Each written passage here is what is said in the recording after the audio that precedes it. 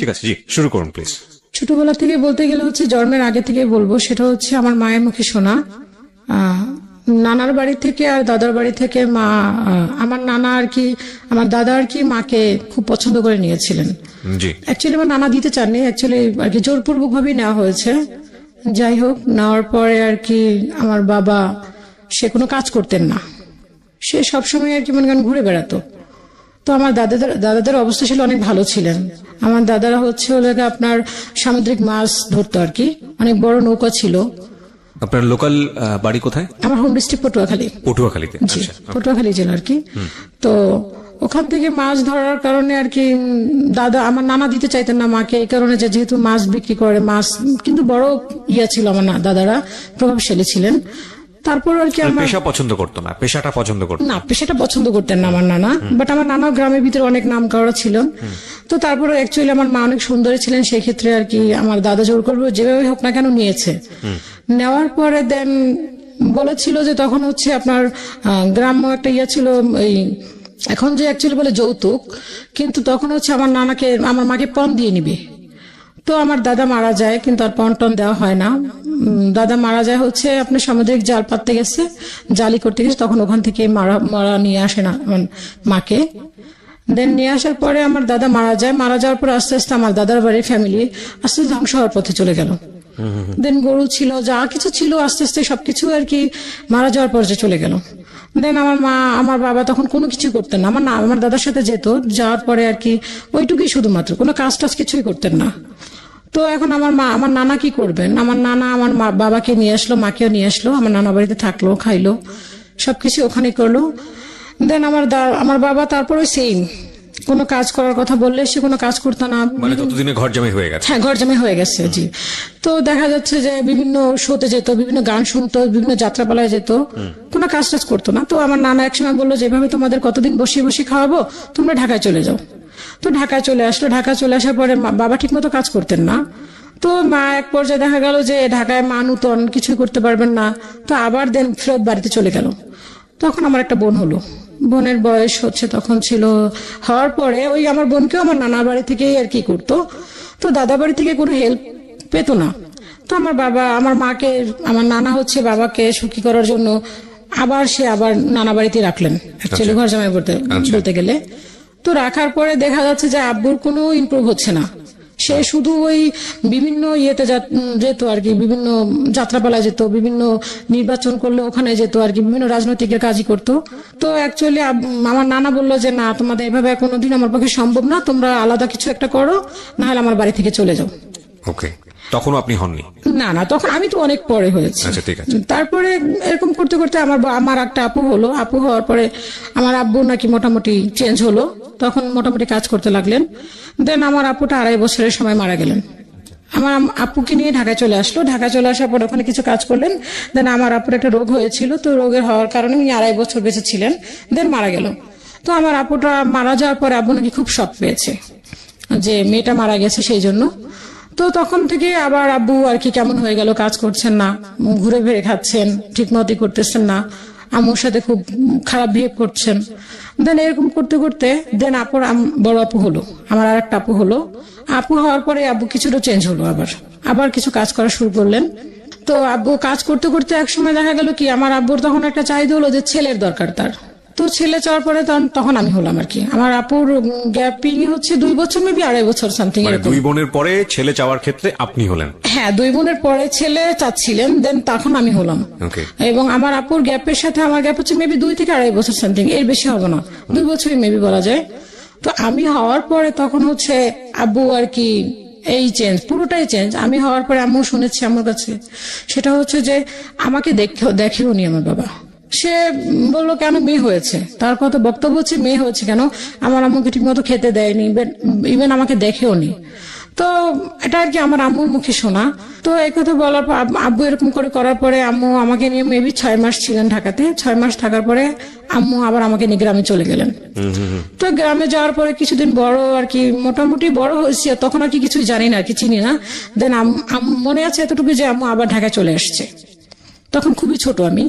তো ঢাকায় চলে আসার পরে আব্বু তখন আর কি কনস্ট্রাকশনের কাজ করতেন।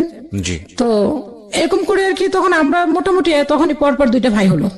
ও 3 বোনের পরে পরপর 2টো ভাই। 2টো ভাই, হ্যাঁ 2টো ভাই হওয়ার পরে আব্বু চেঞ্জ, যে 2টা ছেলে হয়েছে তার খুব খুশি, বাট তখন আর কি আমাদেরকে মোটামুটি দেখছেন। কিন্তু আব্বুর যে একটা টর্চারিং এর ব্যাপারটা, যে আমার মাকে যে টর্চারিং করাটা, এটা তার বন্ধই হয়নি। গায়ে হাত তোলা। গায়ে হাত তোলা যে কন্টিনিউ সে গায়ে হাত তুলতো।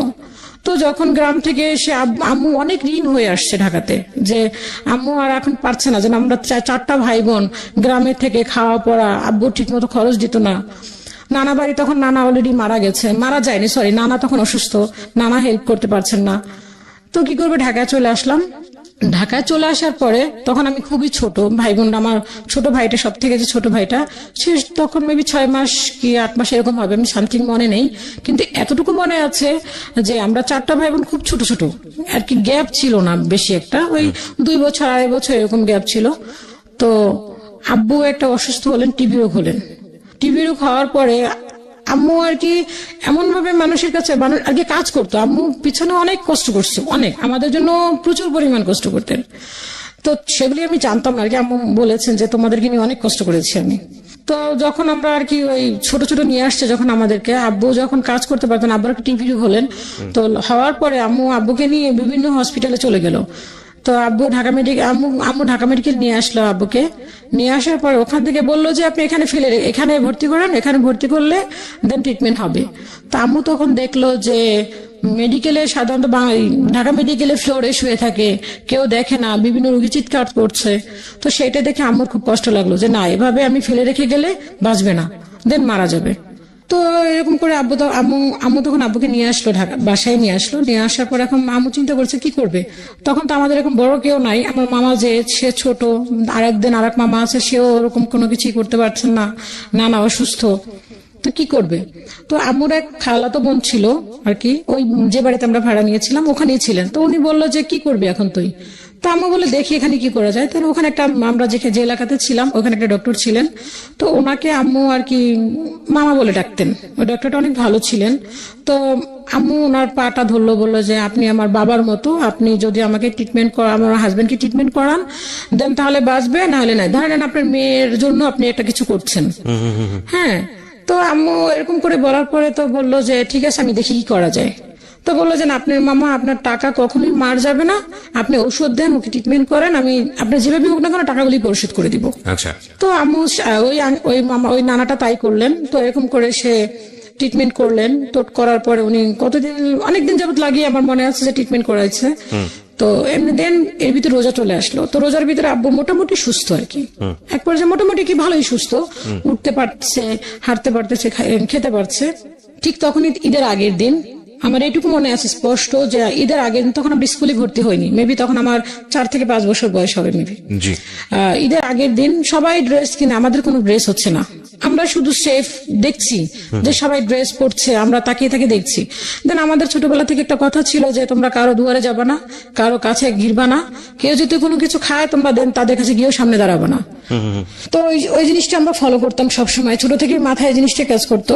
তো দেখতাম যে সবাই নতুন ড্রেস পরে, আমরা কোনো কিছু বলতে পারতাম না, কারণ চোখে দেখছি যে বাবা অসুস্থ।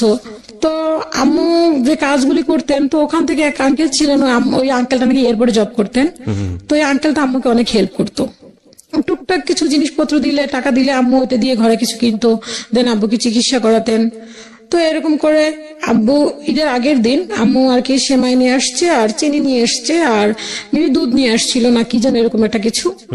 তো ঈদের আগের দিন, কালকে ঈদ, আজকে চাঁদ রাত, দুপুর টাইমে, দুপুরের দিকে আব্বু সুস্থ, তখন পুরোপুরি সুস্থ। তো ঘরের ভিতরে হচ্ছে আপনি পানি ছিল না, যে জগটাতে পানি ছিল না, তখন একটা গ্লাউন ছিল, জগ অ্যাকচুয়ালি। তো ওটাতে পানি ছিল না, আব্বু দেখে যে ঘরের ভিতরে পানি নাই কেন। তো ওই গ্লাউনটা কি করলো, বাইরে ফেলে দিল।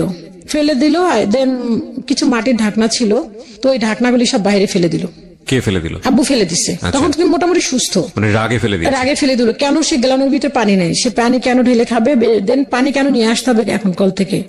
ফেলে দেওয়ার পর আম্মু এতটাই ভীতুই বলবো আম্মুকে, আম্মু কখনোই আব্বুর চোখের দিকে তাকে কথা বলেনি, এবং এখনো আম্মু ওরকম ভাবে কোনো আব্বুর প্রতি কোনো রিয়েট দেখায় না। তো আম্মু চুপচাপ, যে আব্বু রাগ করছে যেহেতু, সেক্ষেত্রে আম্মু খুবই চুপ, যে আমাদেরকে বলছে তোরা চুপ থাক, কোনো কিছু বলিস না। এখন কিন্তু প্রচন্ড রাগ, তোর আব্বুর। তো আম্মাও চুপ করে আসছে, আমরাও চুপ করে আসছি। আব্বা গ্লানটা ভেঙে বাইরে ফেলে দিল। আম্মা তখন একটা কথাই বলছে, তুমি সুস্থ হইতে পারলা না, এর ভিতরে তুমি এগুলি ফিক মেরে ফেলাই দিলা, জাস্ট এতটুকু বলছে, এটুকুই বলছে মেবি, আর বাকিটা আমার মনে নাই। তো আব্বু কি করলো, আম্মুকে যাইয়া সাথে সাথে মার, একদম সাথে সাথে মার দিল। এমন মারলো যে মনে হয় নাক মুখ দিয়ে সমানে আর কি, একটা উঠোন ছিল, উঠোনের মধ্যে পড়ে নাক মুখ দিয়ে রক্ত বের হয়ে গেল। রক্ত বের হওয়ার পর আম্মুর যে খালাতো বোনটা ছিল, তো উনি আসছে, বাড়ির লোকজন যারা ছিলেন তারা ধরলো। ধরার পরে দেখা গেল যে তারা ধরে রাখতে পারতেছে না। আব্বুর পায়ে একটা শুয়ের মতো একটা জুতা ছিল, তো ওইটা দিয়ে আম্মুকে ইচ্ছা মতো মুখের ভিতরে লাথি দেওয়ার পর নাক দিয়ে সমানে রক্ত বের হলো। আম্মু ওখানে অজ্ঞান, সাথে সাথে অজ্ঞান হওয়ার পরে দেখা গেল কি যে ওই খালাটা আসছে। আসার পরে আমার আম্মু আর কি, খালা খুব রাগ করে বলল যে রেখে দে, ধরবি না ওকে কেউ, ও মারা যাক। কারণ ওকে দেখতেছি, আম্মুর আবার চাচাতো বোন ছিল, একদিকে চাচাতো বোন, একদিকে ফুফাতো বোন। তো বললো কি তোরা কেউ ধরবি না ওকে, ছোটবেলা থেকে দেখতেছি কষ্ট করতে করতে সহ্য করতে করতে এই পর্যন্ত আসছে। ওর বাবার বাড়িতে কোনো কষ্ট করে নাই, দেন এখানে যে পরিমাণ কষ্ট করছে, আর এখন এই 4টা বাচ্চা নিয়ে ও এত কিছু করলো, ওকে সুস্থ করলো। ও কালকে একটা ঈদ, আর আজকেও এই কাজটা করলো, ওরা কেউ ধরবি না, ও মারা যাক, মারা যাওয়ার পরে তো খুশি হবে। এই কথা খালা বলার পর খালা রাগ করে ধরলো না ধরা তো বাড়িতে একটা মামা, নানা বলে রাখতাম, আম্মু মামা বলে রাখতো, তো উনি ধরলো, ওই নানুটাও ধরলো, ধরে আম্মুকে নিয়ে কি প্রাথমিকভাবে আপনার ফার্মেসিতে নিয়ে গেল, নিয়ে যে ট্রিটমেন্ট করালো, আম্মুর মুখ টুক ফুলে গেল। তো এরকম করে চলার পরে আব্বু আমাদেরকে ভর্তি করাবে না, পড়াশোনা করাবে না, কে খরচ বহন করবে সেই। তো আম্মু একজনকে ধরে আমাদেরকে স্কুলে ভর্তি করালেন। তখন ছোট ভাই, আমি আর বড় আপুকে আর আমার ছোট ভাইটাকে ভর্তি করালেন। তো আমরা ক্লাসে এখানে আর কি, আম্মু বাসায় বসে আমাদেরকে নাম টাম শিখাতো, সবকিছু আর কি যতটুকু পসিবল ছিল ওটুকু আমাদের বাসায় বসে শিখাতেন। ভর্তি করার পরে ওখান থেকে আমরা মেবি ক্লাস আমি 2তে পড়ি। ওখানে আব্বু তখন আর কি, আম্মু ওই যে কাজগুলি করতেন ওই কাজগুলি আর করতে পারলেন না। দেখালো ওখানে প্রফিট কম, টাকা কম, দেখালে সংসার চলতে কষ্ট হয়। দেন আম্মু আবার গার্মেন্টসে ঢুকলেন, গার্মেন্টস করা শুরু করলেন। তো আম্মু গার্মেন্টসে যেত, বড় আপু আমাদেরকে দেখাশোনা করতো। তো আপু স্কুলে যেত, আমাদেরকে স্কুলে নিয়ে যেত। এরকম করতে করতে আম্মু দেখা গার্মেন্টস থেকে চলে আসলো। গার্মেন্টস আর করতে পারলো, ওখানে টাকার পরিমাণটা কম। তো আব্বু একসময় বললো কি যে তোমরা বাড়ি চলে যাও। তো আম্মু বললো যে বাড়ি গিয়ে কি খাবো। বাবা কি করতেন তখন? বাবা কনস্ট্রাকশনই কাজ করতেন। আচ্ছা, দুজন মিলে সংসার সামলাতে পারছিল না? সংসার সামলাতে পারছে না, কারণ আমরা 4টা ভাই বোন, দেন তাদের পড়াশোনা খরচ, দেন খাওয়া দাওয়া, সবকিছু মিলে আর কি পসিবল হচ্ছিল না। তো আব্বু বললো কি যে তোমরা গ্রামে চলে যাও। আম্মু বললো যে গ্রামে গিয়ে আমরা কি খাবো, গ্রামে গিয়ে খাওয়ার মতো তো কোনো কিছু নাই, যে আমাদের ওরকমের সম্পত্তি যা ছিল সব আমার চাচারা ভাগ ভাগ করে নিয়ে নিচ্ছে, তো ওখানে তো আমাদের কিছুই নাই, তা বাড়িটা ছাড়া তো কিছুই নাই, তো আমার খেতে হলে তো আমার তো ওরকম ইনকামের প্রয়োজন, আর আমি গ্রামে গিয়ে কি কাজ করব। তো আম্মু ঢাকায় রয়ে গেল। থাকার পরে আমি ক্লাস 3তে যখন উঠছি, 3তে ওঠার পরে আমার ছোট ভাইটা তখন ক্লাস 1-এ পড়ে, আপু 4-এ উঠছে। তো তখন আমার নানু একটা চিঠি দিলে বললো কি যে তোমরা গ্রামে চলে আসো, তোমাদের বাড়ি দখলে নিয়ে নিচ্ছে। আমার পাশে বাড়ি এক মামা আছেন, ওনারা আবার ওনাদের বাড়ির পাশে বললো যে ওনারা দখলে নিয়ে নেবে। তো কি করলো আম্মু, তখন বাড়ি বাঁচাতে গেলে তো অবশ্যই বাধ্যতামূলক যেতেই হবে। তখন আব্বু ঠিক করলো যে, তখন আমি ক্লাস হয়তো ফার্স্ট টার্ম পরীক্ষা দিয়েছি, দেওয়ার পরে আব্বু আমাদের সবাইকে নিয়ে গ্রামে চলে গেল। তখন আমি ফার্স্ট টার্ম পরীক্ষা দিয়ে গ্রামে চলে গেলাম। তখন আমাদের একবারই প্রপারলি নিয়ে গেল, আর ঢাকায় রাখলো। মানে বাড়িতে আপনাদেরকে মানে প্লেস করলো আর কি, ঢাকা থেকে সবাইকে বাড়িতে প্লেস করলো। তো বাড়িতে নিয়ে যাওয়ার পরে তো ওখানে আমাদের ঘর ছিল না, তো ঘর তোলার পরে আব্বু আমাদেরকে আবার তখন স্কুলে ভর্তি করলো, গ্রাম স্কুলে।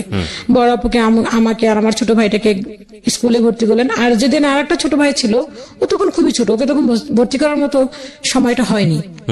তো ভর্তি করার পর আমি ক্লাস, আম্মু তখন বাড়িতে ছিল, আব্বু তখন ঢাকাতে থাকতো। তো আব্বু এরকম ভাবে বলছে যে তোমরা যদি গ্রামে থাকো, আমি যদি ঢাকা থেকে টাকাটা পাঠাই, তাহলে তো তোমাদের এখানে খরচটা কম হবে, গ্রামের জিনিসপত্র দাম কম, দেন ভাড়াটা লাগছে না, সবজি লাগিয়েও খাওয়া যাবে। তো আম্মু বলে ঠিক আছে, তাও তো হয়। তো আম্মু আমরা রইলাম, গ্রামে থাকলাম। গ্রামে থাকার পর আমি ক্লাস 4-এ। প্রিয় শ্রোতা, আপনারা ফিরে যাচ্ছি আমাদের অতিথির গল্পে। আব্বু টাকা পাঠাচ্ছে না আর কি, টাকা পাঠাচ্ছে বললেই বলে আমার কাজ নেই, আজকে আমার এখন বৃষ্টি, এই সেই বিভিন্ন ধরনের অজুহাত দেখাচ্ছে। তো আম্মুকে বললো কি যে তুমি দেখো কারোর কাছ থেকে ধার দেনা করে পারো কিনা। তো আম্মু ধার দেনা করতে করতে এমন একটা পর্যায়ে চলে আসলো, দেখা যায় কাউকে বলতো যে 1 কেজি চাল, হাফ কেজি চাল, এরকম করে। তো আমার এটুকু মনে আছে দুপুরে যে কখনো পেট পুরে খাওয়াটা, ওইটা কখনো মনে হয় আমি দেখিনি যে আব্বু যখন গ্রামে আমাদেরকে দিয়েছে।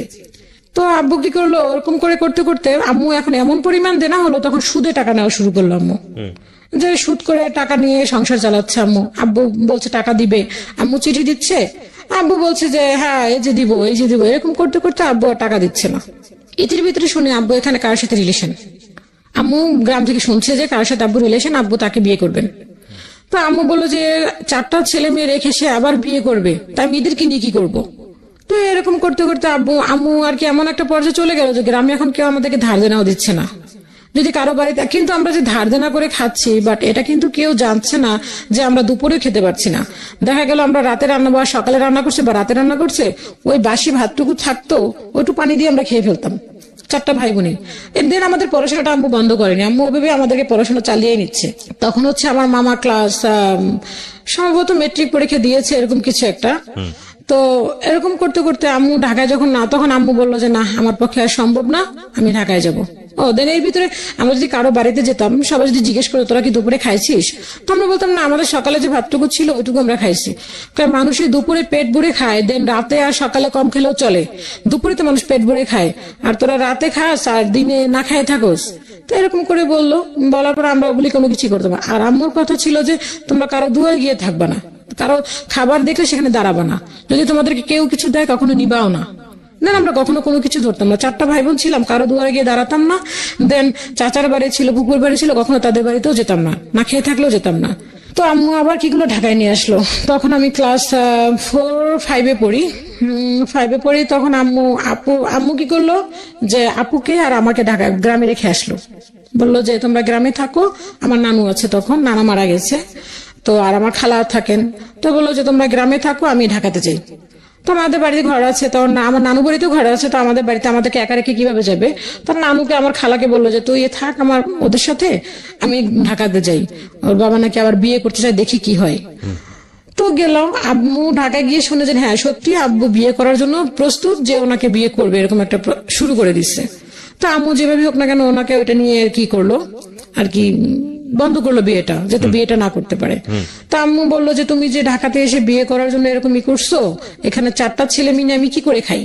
তো আম্মু বললো যে ঠিক আছে। আব্বু তখন আর কি বিভিন্ন রকমের অজুহাত দেখাচ্ছে, কিন্তু আম্মুকে যে টর্চার করার কখনোই থামে নাই।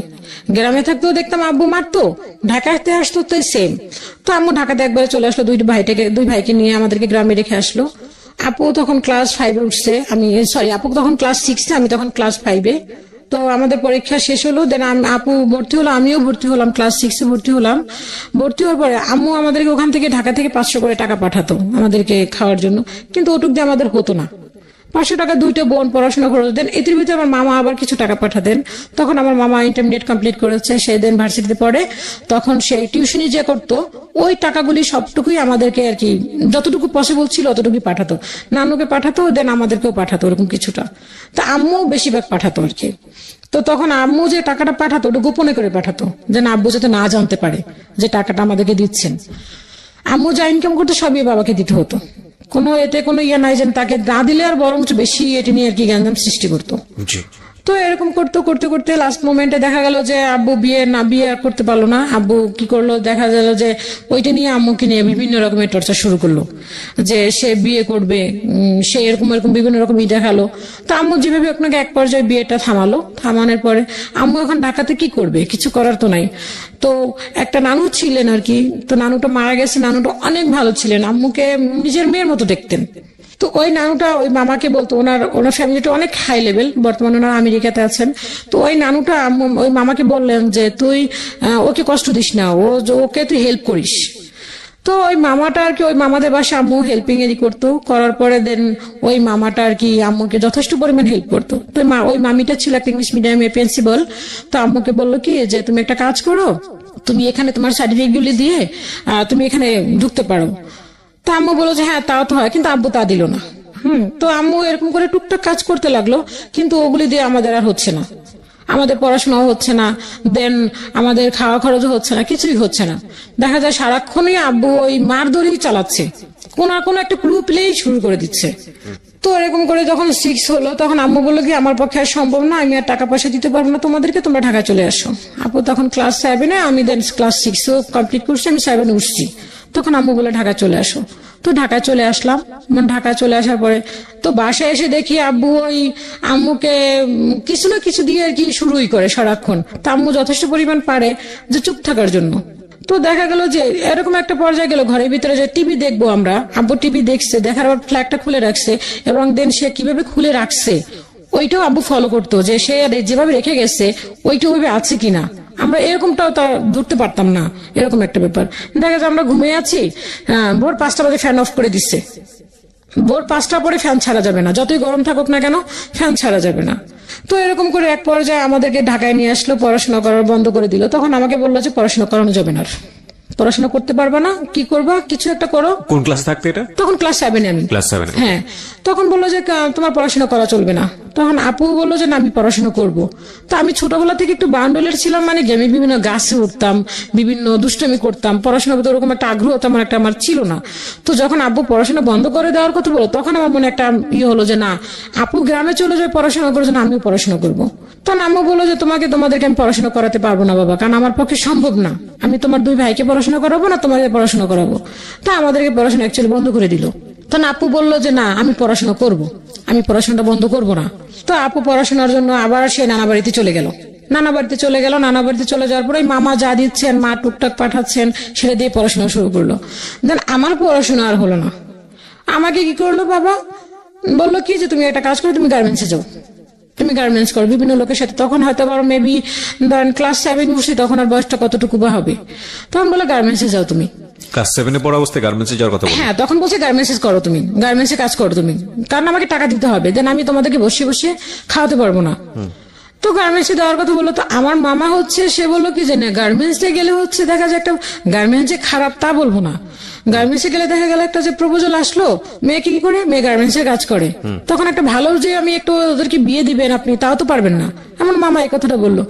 আমি এত কথা বুঝি না, আমাকে টাকা দিতে হবে এটা আমি জানি, ইনকাম করে টাকা দিতে হবে, কি করবো সেটা তোমাদের ব্যাপার। তো এটা বলার পরে আমি বললাম যে না, আমি মামাকে বললাম যে না মামা আমি গার্মেন্টসে করবো না। মামা বললো যে না, এখন মামা বললো যে কি করবে তাহলে। আর আমি বললাম যে মামা বললো, আমি বললাম মামা পড়াশোনা করতে চাই। তখন ওই যে মামাটা যে নানুটা আমার মামাকে বলছিল যে ওকে কষ্ট দিস না। তো ওই মামার কাছে গেল, ওই মামার কাছে যাওয়ার পর বললো যে ভাইয়া ওদেরকে তো গার্মেন্টসে দিতে চাও বাবা, তো কি করা যায়। তো মিরপুরে একটা টেকনিক্যাল স্কুল আছে, ইসওয়েব স্কুল। তো ওখানে ক্লাস 8 পর্যন্ত পড়াশোনা করার পরে দিন ওদের ওখানে কাজ শেখানোর জন্য টেকনিক্যালি কিছু কাজ শেখায়। তো ওইখানে নিয়ে গেল আমাদেরকে। তো বললো যে তোমরা তো গ্রাম থেকে 8 পর্যন্ত বলতে গেলে তোমাদেরকে, তো তোমরা ওখানে তো কাজ শিখতে পারবা, ওখানে বিভিন্ন একটা হয়তো বা টিভি, কোনো ফ্রিজ, কোনো এসি এই টাইপের কাজ শিখলে তোমরা দেন কিছু একটা করতে পারবা। তো ওখানে আমাদের নিয়ে গেল, নিয়ে যাওয়ার পর ওখানে বললো কি যে না ওদের স্কুলে যদি 8 পর্যন্ত পড়া হয় দেন তাহলে এই কাজগুলি শিখতে পারবো। ওকে। তো উনি কি করলো, মামা যেহেতু ওরকম ছিলেন, ওনার ফ্রেন্ড ছিল, তো উনি কি করলো গার্মেন্টস লেভেলে আমাদেরকে কাজ শিখালেন 6 মাস যাবত। তো আমার তো মাথায় ছিল যে আমি গার্মেন্টস কাজ করবো না, বড় আপুও করবে না। তো বড় আপু চলে গেল, আমিও গার্মেন্টস এর কাজ ওখানে শিখলাম। শেখার পর ওখানে যে একটা আইডি কার্ড ছিলাম ছিঁড়ে ফেললাম, ওদের একটা সার্টিফিকেট দিল ছিঁড়ে ফেললাম। কিন্তু আমি তো গার্মেন্টস এর কাজ করবো না, তাহলে কেন আমি সার্টিফিকেট আর কেন বা আমার আইডি কার্ড। তো সবাই বলো তুই সার্টিফিকেট রাখতি যদি কোনো সময় করতাম, কেন আমি করবো না। তো আমি ছিঁড়ে ফেললাম, কোনো ডকুমেন্টসই আমার কাছে রাখলাম না। তা আব্বু বকা দিল, তোমাদেরকে আমার পক্ষে সম্ভব না যে বসে বসে খাবো, এখন কি করবো, ঘর থেকে বের হয়ে যাও। বাবা বললো এটা বাবাই বললো। তো মাকে কি করলো, মাকে সে দেখলো যে দেখা গেল যে ঘর থেকে বের করে দিচ্ছে, মা ঘর থেকে বের হচ্ছে, ঘর ছেড়ে দিচ্ছে, ফার্নিচার বাইরে বের করে দিচ্ছে, এরকম করে সে করতে লাগলো। দেন আমাকে কি করলো, বললো যে তুমি কি করবে এখন। তা আমি বললাম কি করবো, আমি তো পড়তে চাই। পড়াশোনা তো কখনোই সম্ভব না, তুমি টাকা আনো, কিভাবে টাকা আনবে সেটা তুমি জানো, কাজ করতে হবে। বাকি ভাই বোনদেরকে একই কথা বলছিল নাকি শুধু আপনাকে? না, আমাকে। আপু তো গ্রামে চলে গেছে। আচ্ছা, আপু তো গ্রামে চলে গেছে, ছোট 2 ভাই মাত্র পড়াশোনা পড়ে, ওরা মানে ক্লাস তখন 2-3 মেবি পড়ে। এই কথা বলার পরে বাড়ির ভিতরে কিছু লোক ছিল, কারণ আমরা যেখানে ছিলাম ওখানে আসলে পরিবেশটা অতটা ভালো ছিল না। ওখানে ম্যাক্সিমাম কি সবই ছিল গার্মেন্টস এ কাজ করতো, ছোট ছোট মেয়েরা দেখতাম গার্মেন্টস এ কাজ করতো। আব্বু ওদেরকে দেখে বেশি আর উৎসাহিত হতো যে ওরাও কাজ করতে পারতেছে, তুমি কেন করতে পারবে না। আব্বু দেন এরকম কিছু লোকের সাথে কথাও বলতো যে ওকে গার্মেন্টসে নিয়ে যাও। তা আমার মেন কথা হচ্ছে আমি গার্মেন্টসে কাজ করবো না, আমাকে পড়াশোনা করাও নয়তো আমি অন্য কোনো কিছু করবো। তখন দেখলাম কি করলাম, কিছু মহিলাদের সাথে আমি বাসায় যে কাজ করে মহিলারা ওদের কাছে গেলাম যে খালা আমি কাজ করবো। কই তুই তো ছোট মানুষ, তুই কিসের কাজ করবি? মানে বাসায় কাজের বুয়ার কাজ। হ্যাঁ, বাসায় কাজের বুয়ার কাজ। তো আমি বললাম যে খালা আমি করবো, কারণ আব্বা যেভাবে করতেছে এভাবে তো আসলে সম্ভব না।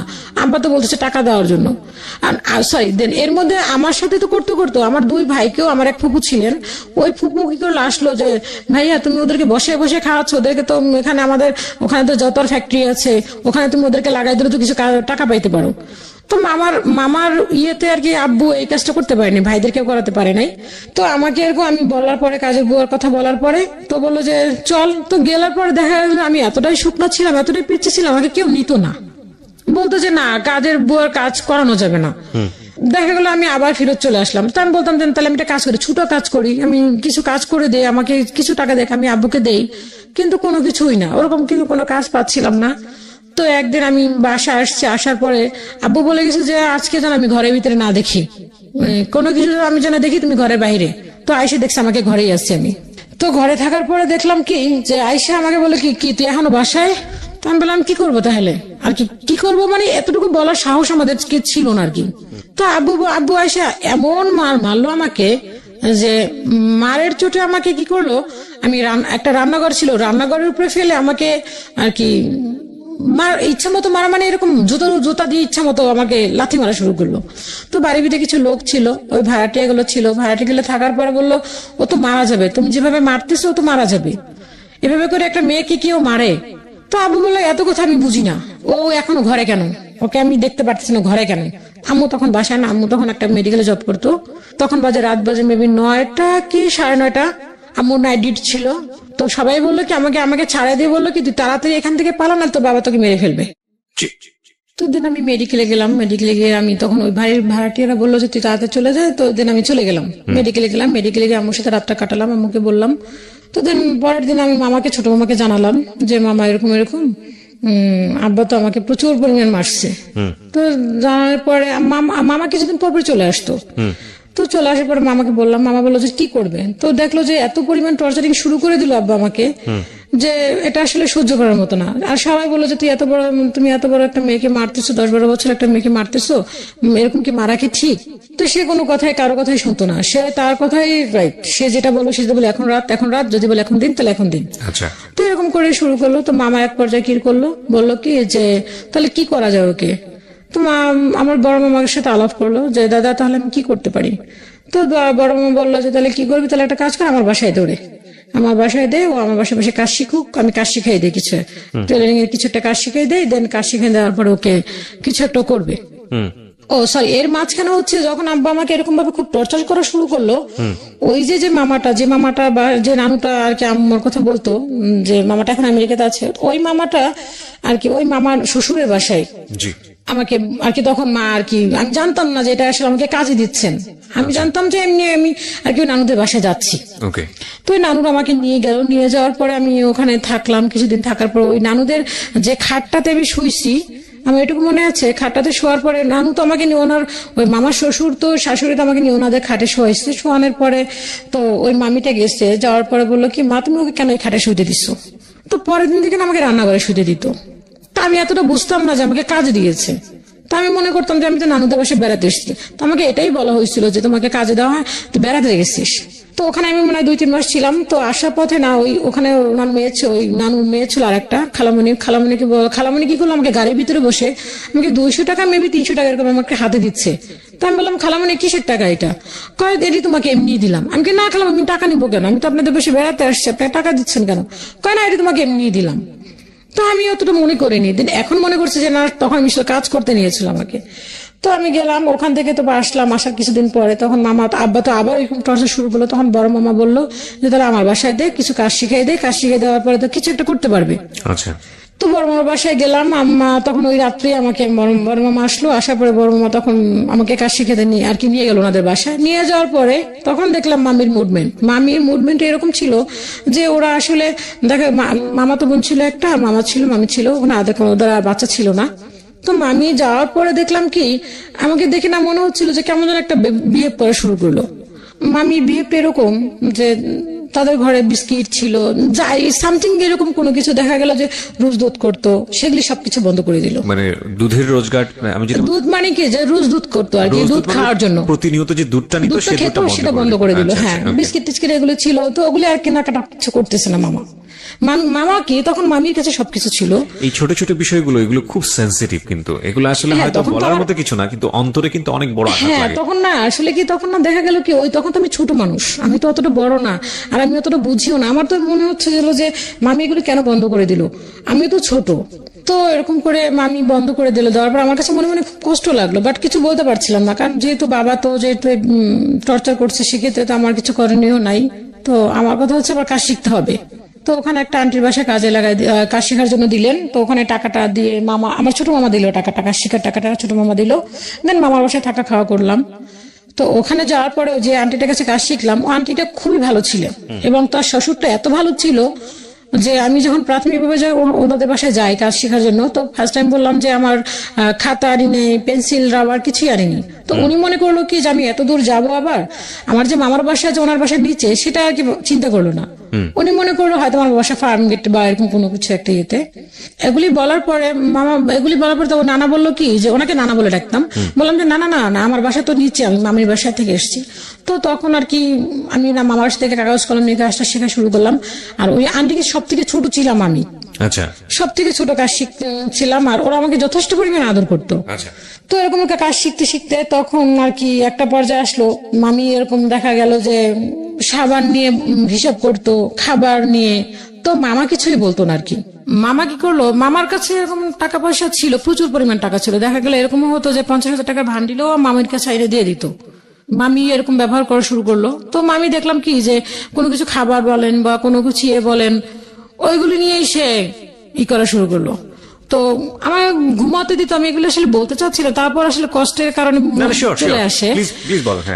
দেখা গেল যে মামিদের ঘরের যে মশারিটা, দেখা যাচ্ছে একটা কাজে মেয়ের যেরকমের একটা জিনিস থাকে, ওরকম করে আসলে দিত, যে মশারিটা ছিঁড়া, অনেক মশা ঢুকতো, ওই মশারিতে আমাকে ঘুমাতে দিত। যে আমি যে তার ভাগ্নি, ওরকম কখনো সে কি করতো না। তো দেখা গেল একসময় এরকম আমি কাপড় চোপড় ধুইতে যাবো, কাপড় চোপড় ধুবো, বাট আমার নিজের কাপড়টা, দেন মামির কিছু কাপড় দিল। তো ওদের বাড়িতে ছিল টিউবওয়েল। তো টিউবওয়েল থাকার পরে আমি না ছোট মানুষ, তো কল চিপতে পারতাম না, আর ওদের টিউবওয়েলটা এত টাইট ছিল যে ওই টিউবওয়েলটা আর কি ডান্ডিটা ছুটে আমার এখানে চলে আসছে একদম। এখানে এখন একটা কাটা দাগ আছে আমার, অনেক বড় একটা কাটা দাগ। তো ছুটে আসার পরে ওখানে বাড়িটার ভিতরে ভাড়াটিয়া ছিল শুধু আমার মামারা, আর একটা দেন আর একটা ভাড়াটিয়া বাড়িওয়ালা ছিল। তো ওরা রান্না করতেছিল ভাড়াটিয়াগুলি, আর ভাড়াটিয়াটা আর বাড়িওয়ালাটা। তো ওরা দৌড় দিয়ে আসলো, আসার পরে বললো কি হয়েছে, উঠে দেখে কি আমার সামনে মুখ দিয়ে রক্ত বের হচ্ছে। এখান থেকে রক্ত বেরোয়, গায়েটা ফ্রক পরা ছিলাম, পুরো ফ্রকটা ভিজে গেল। আচ্ছা। ফ্রকটা ভিজে যাওয়ার পরে মামি আসলো, এসে আমার গায়ে থেকে ফ্রকটা খুলে আমাকে ফ্রক দিয়ে চেপে ধরলো, এখানটা মুখটা চেপে ধরলো। চেপে ধরার পর আমার মামিকে আমার মামা তো পরে নাম ধরে বললো কি, তুমি একটা কাজ করো, তুমি ওকে মেডিকেল না এখানে ফার্মেসিতে নিয়ে যাও। তো মামি বললো কি আমার কাছে টাকা নেই। তো বাড়ি গেলে আন্টি বললো কি যে এটা কোনো কথা বললা, বা টাকা নাই আপনার কাছে, আর ওর বাবাকে কে না চিনে, এক নামই তোর বাবাকে চিনে, ও যদি এখন আপনি নিয়ে যান, ওর বাবা টাকা এটা বিকালে দিতে পারবে না। কিন্তু মামির কাছে তো টাকা অল টাইম থাকতো, এবং এখনো ওনার কাছে টাকা থাকে সবসময়। তো মামি আর নিয়ে গেলেন না নিয়ে যাওয়ার কারণে তো কি করলো, ওই দিয়ে ওই কি যেন প্রাথমিক ভাবে 7 টাবলন দিয়ে করলো, রক্তটা কোনো ভাবে থামানোর পরে বিকেলে আমি কাজ শিখতে গেলাম। আমাকে তখন কোনো ডাক্তারের ট্রিটমেন্ট বা কোনো একটা ট্যাবলেট বা কোনো কিছুই দিল না। তো বিকেলে আমি কাজ শিখতে গেলাম, কাজ শিখতে যাওয়ার পর ওইখানে আন্টিটা আমাকে বললো কি যে কি ব্যাপার, তোমার এখানে কি হয়েছে, মুখটুক পুরো ফুলে গেল। তো বললো, আমি বললাম কলেজ থেকে বাড়ি খেয়ে আন্টি মাথা কেটে গেছে। ডাক্তার দেখাইছে? আমি কি না আন্টি, আমি ইঞ্জেকশনের খুব ভয় পাই, এগুলি দিতে পারবো না। তাহলে তো তোমার পরবর্তীতে সমস্যা হবে। আমি কি সমস্যা হবে না, এটা কিচ্ছু হবে না, ঠিক হয়ে যাবে। তো আন্টি বললো চলো আমি তোমাকে ডাক্তার দেখাই দিয়ে আসি। তো আমি বললাম না, ডাক্তার দেখাবেন, কারণ আমি যদি ওখানে বলতে যাই তাহলে আমার মামা ছোট হয়ে যাচ্ছে, আমি কেন ওখানে এটা বলতে যাবো। হ্যাঁ, এটা আমার নিজে থেকে এসছে, আমি এটা কেন বলতে যাবো। ওরা আমাকে অনেক আদর করতো, আন্টি আঙ্কেল অনেক আদর করতো। ওরা যদি কোথাও বাসায় কিছু তৈরি করতো আমাকে ডাকতো, আর কি নিজের মেয়ের মতো। ওদের বাসায় কোনো বাচ্চা ছিল না। তো মামি এরকম বাদ পরে কাজ শিখে বাসায় আসলাম, আসার পরে মামি আমাকে 1 টাকা বের করে দিল। 1 টাকা বের করে দিয়ে বললো কি যে না, তো এই টাকাটা দিয়ে তুই একটা ওষুধ কিনে নিয়ে খেয়ে। তো আমি বললাম যে না মামি, আমার এখনো মনে আছে 1 টাকার নোটটা দিল, এবং টাকাটা এতটা পুরনো ছিল, মনে হচ্ছিল কোন একটা ডিব্বা থেকে বের করে দিচ্ছে আমাকে। তো আমি বললাম না আমি লাগবে না, ভালো হয়ে যাব। তো দেন মামা আসলো, মামা এসে আমাকে জিজ্ঞাসা করলো না যে তোর এখানে কি হয়েছে বা কিভাবে ব্যথা পাইলি বা ওষুধ খাইছিস কিনা বা তখন আসলে মামা ছিল এরকম মামি ভক্ত, মামি যা বলতেন তাই, এখানে আর দ্বিতীয়বার কোনো কথা বলতো না মামা। এরকম করে চলে গেল। মা পরে 2 মাস পরে মা আবার ওখানে মাকে বললো যে ওর তো কাজ শেখা প্রায় শেষ, কি করবে? তো মা আবার আমরা যে টেলার থেকে কাপড় বানালাম ওইখানে ওই আন্টিটার সাথে কথা বললো যে আমার মেয়ে তো আসতেছে, ও আপনার দোকানে কি নেওয়া যাবে কিনা। আচ্ছা। তো মা কথা বললো, কথা বলার পরে বললো যে হ্যাঁ নিয়ে আসেন। তো এই কথা বলার পরে মা খবর দিল, মা যাইতো মাঝে মধ্যে আমাকে দেখার জন্য। তো দেখতে গেলে তো দেখা গেল এরকম ওইখানে একটা ভাইটে ছিল, ওই আন্টিটা আসলে মানুষই বলে যে হয়তো বা কোনো ক্রিমিনালি করা, কিন্তু ওই আন্টিটা আসলে যা দেখতো তাই বলতো। এরকম একটা হইতো যে দেখা গেল আমি কাজ শিখতাম যে কাপড়টা দিয়ে, ছোট মামা যে কাপড়টা আমাকে দিত কাজ শেখার জন্য, আমার পিছনে সব থেকে অবদান ছিল ছোট মামা এবং আমার মা। বড় মামাও ছিল, বড় মামা যদি আমাকে আশ্রয় না দিত দেন আমি কাজ শিখতে পারতাম না। কিন্তু বড় মামা ছোট মামা তার বিছানার একটা চাদর দিয়েছিল আমাকে কাজ শিখে কি করার জন্য, কেটে কাজটা শেখার জন্য। তো দেন আমি তো ছোট মানুষ, আমি একটা মেক্সি কাটিং করে শিখছি, শিখে ওইটা আমি পরে ওই আন্টিটাকে দেখাইছি যে আন্টি দেখেন হয়েছে কিনা। তো আন্টি বলে হ্যাঁ তুমি তো খুব সুন্দর করছো, একটা খুব আমাকে উৎসাহ দিল। দেন মামি এইটা নিয়ে আর কি খুব সে রাগান্বিত যে আমার মেয়েকে কেন একটা প্যান্ট বানাই দিল না। তো ওই আন্টিটা আমাকে বললো যে তুই তো এরকম এরকম ভারী যে আন্টিটা ছিল, তুই এরকম প্যান্ট তুমি রেশমা সরি বললো যে তুমি এরকম প্যান্টটা বানাইছো, তুমি যে মেক্সিতে বানাইছো তোমার বোনকে তো একটা কিছু দিলা না। তো আমার মামা তো বোনটা এরকম ছিল, ও তো ছোট ছিল, ও দেখা গেল কি যে নিজে নিজে আমার সাথে এই করে মার করে মামির সাথে বলে দিত যে আম্মু আমাকে আপু মারছে, কিন্তু আসলে আমি কখনোই ওকে মারতাম না। আর আমার ছোটবেলা থেকে অবশ্য আমি কখনো কোনো ভাই বোনদেরকে মারিনি, আমার মারলে বুঝে খুব কষ্ট লাগে আর কি, ভিতরে খুব কষ্ট পাই আমি। তো দেন এরকম করে মা 2 মাস পরে আমাকে নিয়ে গেল, এবং 2 মাস পরে যখন আমাকে নিল হয়তোবা মেবি তার আগের দিন 2 তারিখ ছিল, আমার এখনো মনে আছে 2002 সালে 2 তারিখ ছিল। দেন তার আগের দিন 1 তারিখে 2001 হরতাল ছিল, কিছু একটা কোন একটা গন্ডগোল, দেন তারপরের দিন গাড়ি বন্ধ হয়ে যাবে, আর আমি যদি 2 তারিখে না আসি 2 তারিখে ওখানে জয়েন করতে পারবো না, এরকম একটা আমাকে বললো। তো মামা রাত্রিবেলা যখন শুনলো যে হরতাল হবে, তো আমাকে এমন ভাবে মামি আর কি আমার ব্যাগটা ঘুষাই দিল যে একটা কাজের মানুষকে যেভাবে একটা মানুষ যদি থাকে একটা মানুষের বাসায় অন্তত তার প্রতি একটু মায়া হয়, কিন্তু আমার মামি সেটা করলো না, বরঞ্চ আমাকে রাতে খেতে না দিয়ে ব্যাগটা কোনো মতে বললো না যদি খেয়ে যায়, সে ব্যাগটা কোনো মতে ঘুষাই দিয়ে আমাকে দিয়ে দিল, মামা আবার ব্যাগ করবে। তো দেন বাসায় আসলাম, বাসায় আসার পরে দেখলাম যে আব্বু আর কি কথা বলতেছে না, আমাকে দেখে মনে হচ্ছে তার উপরে আকাশ ভেঙে পড়লো। আম্মু আমার চোখের ইশারা দিয়ে বললো কোনো কথা বলিস না, কিন্তু ভাত খাচ্ছে। কি রান্না করলো দেখলাম শুধু পেঁপে রান্না করছে, আর কি যেন একটা তরকারি রান্না করছে নিরামিষ। দেন পেঁপেতে আমার এটা মনে আছে পেঁপেতে কোনো কিছু মাছ টাছ কিছুই দেওয়া হয়নি, শুধু নিরামিষ পেঁপে রান্না করলো। তো ওইটা দিয়ে ভাত, মা জিজ্ঞেস করলো ভাত খাইছিস, আমি কি না মা খাইনি। তো ভাত খাইলাম, ভাত খাওয়ার পরে বাড়ির ভিতরে যে আমার সাইজের ছোট ছোট ছেলেমেয়েরা ছিল ওদের সাথে দেখা করলাম, করার পরে খুব তারপরের দিন আমি ওইখানে আন্টিদের ওখানে কাজে গেলাম। যার পর ওই আন্টি আমাকে বললো কি আমাকে কাজ দিল প্রাথমিকভাবে, যে একটা কাজে গেলে তাকে তো একটা ইন্টারভিউ নেওয়া হয়। তো আমাকে কিছু কিছু কাজ দিল, কিন্তু আমি কোনো কাজের কোনো ধরনই বুঝতে পারলাম না। আমি যে কাজটা শিখছি সেটা হচ্ছে একটা ইঞ্চির মাপ একটা সেন্টিমিটারের কাজ, 2টা মাপ থাকে। তো আমাকে ওই আন্টিটা সেন্টিমিটার দিয়ে কাজ শিখাইছিল, সেটা ছোট ছোট করা। আর আন্টি আমাকে দিয়েছে বড় ইঞ্চির মাপের যে কাজগুলি ওইগুলি, তো ওগুলি তো আমি কিছুই জানি না। তো আমাকে দেওয়ার পর আমি তো কিছুই বুঝতে পারছি না, আমি কিভাবে কি সেলাই করবো, কিভাবে কি ধরবো, আমি কিছুই বুঝতে পারতেছি না। দেন মাকে ডাকলো, ডাকার পরে মাকে বললো কি যে আপনার মেয়ে তো কোনো কাজ জানে না, ওকে কিভাবে কাজে রাখবো। তো তখন বলছিল যে কাজ করবে, দেন ওকে 500 টাকা করে স্যালারি দেওয়া হবে। তো মাকে বললো যে ও তো কোনো কাজই জানে না, ওকে কি স্যালারি দিব আর কি করবো। তো মা বললো যে তখন মা আমার প্রতি রাগ হলো, তুই কি কাজ শিখছিস। আমি কি মা আমি তো এইভাবে করে কাজ শিখছি, আমি তো এরকম করে কাজ শিখি নাই। তো বললো তো আন্টিটা অনেক ভালো ছিল, অনেক ভালো ছিল, আমি বলবো ওনার কথা, বাট উনি যদি না আমাকে সুযোগটা না দিত তাহলে হয়তো বা দেন আমি কাজ শিখতে পারতাম না। তো উনি আমাকে বললো ঠিক আছে একটা অপশন আছে, সেটা হচ্ছে আপনার মেয়েকে এখানে 3 মাস কাজ শিখতে হবে, আমার এখানে কাজ শিখতে হবে, দেন কাজ শিখতে হবে এরকম নিয়ে সকাল 9টা থেকে দেন রাত 9টা পর্যন্ত বা 8টা পর্যন্ত কোনো টাকা দেওয়া হবে না। তা আম্মা চিন্তা করলো যে এছাড়া তো কোনো ওয়ে নেই, কারণ বাসায় গেলে তো আমি ঠিক মতোই করতে পারবো না, আর এছাড়া আমার তো কোনো কিছু করারও ছিল না। তো আম্মা বললো যে ঠিক আছে তাই করবে। তো আমি সেই সকাল 9টায় যেতাম, তখন হয়তো মেবি বয়স 13 কি বা 12.5 কি 13 হবে এরকম আর কি। তো 9টার সময় কাজে যেতাম, সারাদিন ওখানে থাকতাম, দুপুরে 1 ঘন্টার জন্য খাবারের টাইম দিত, দেন আমি আবার রাতে কাজ করতাম। তা আম্মু এরকম করে কাজ শিখতে শুরু করলাম। দেন 1 বছর পরে আমার না দেখা যাচ্ছে কি আমি দোকান থেকে হাঁটতে হাঁটতে আমার নিঃশ্বাসটা গরম হয়ে যেত, আমি হাঁটতে পারতাম না, দম ফেলতে পারতাম না। আমি দম ফেলতে গেলে কিছু একটা শক্ত কিছু ধরে দম ফেলতে হতো, কষ্ট হতো, নিঃশ্বাস নিতে পারতাম না। তো মাকে বললাম, মা আমি নিঃশ্বাস নিতে পারতেছি না।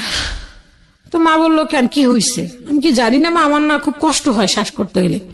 তা বললো যে না কোনো পর মা অতটা গুরুত্ব দিল না, যে ঠিক হয়ে যাবে। তো দেখা গেল আস্তে আস্তে আমার জিনিসটা আরো বেড়ে গেল। তো মামা বললো কি, ও দেন এই ভিতরে মামা আবার আমাকে নিয়ে একটা মার্কেটে গিয়ে আমার জন্য একটা স্যান্ডেল কিনবে। তো স্যান্ডেলটা কিনতে গিয়ে অনেক ঘোরাঘুরি, আমার চয়েস হচ্ছে যে পছন্দ না হলে আমি কিনতাম না। তো মামার স্যান্ডেল কিনতেছে আর এসে বলতেছে যে আপা আপনার মেয়ের জন্য আপনার মেয়ের স্যান্ডেল কিনতে গেছে এত ঘোরাঘুরি যে স্যান্ডেলই তার পছন্দ হয় না, আপনার মেয়ের জন্য পাত্র দেখতে গেলে সেম কাহিনী করবে, ওর জন্য কোনো পাত্র পাওয়া যাবে না খুঁজে। এরকম একটা মামা কথা বললো, হাসাহাসি করলো। তো তা মামা বললো কি ওর নাকি সমস্যা হয়েছে আপা।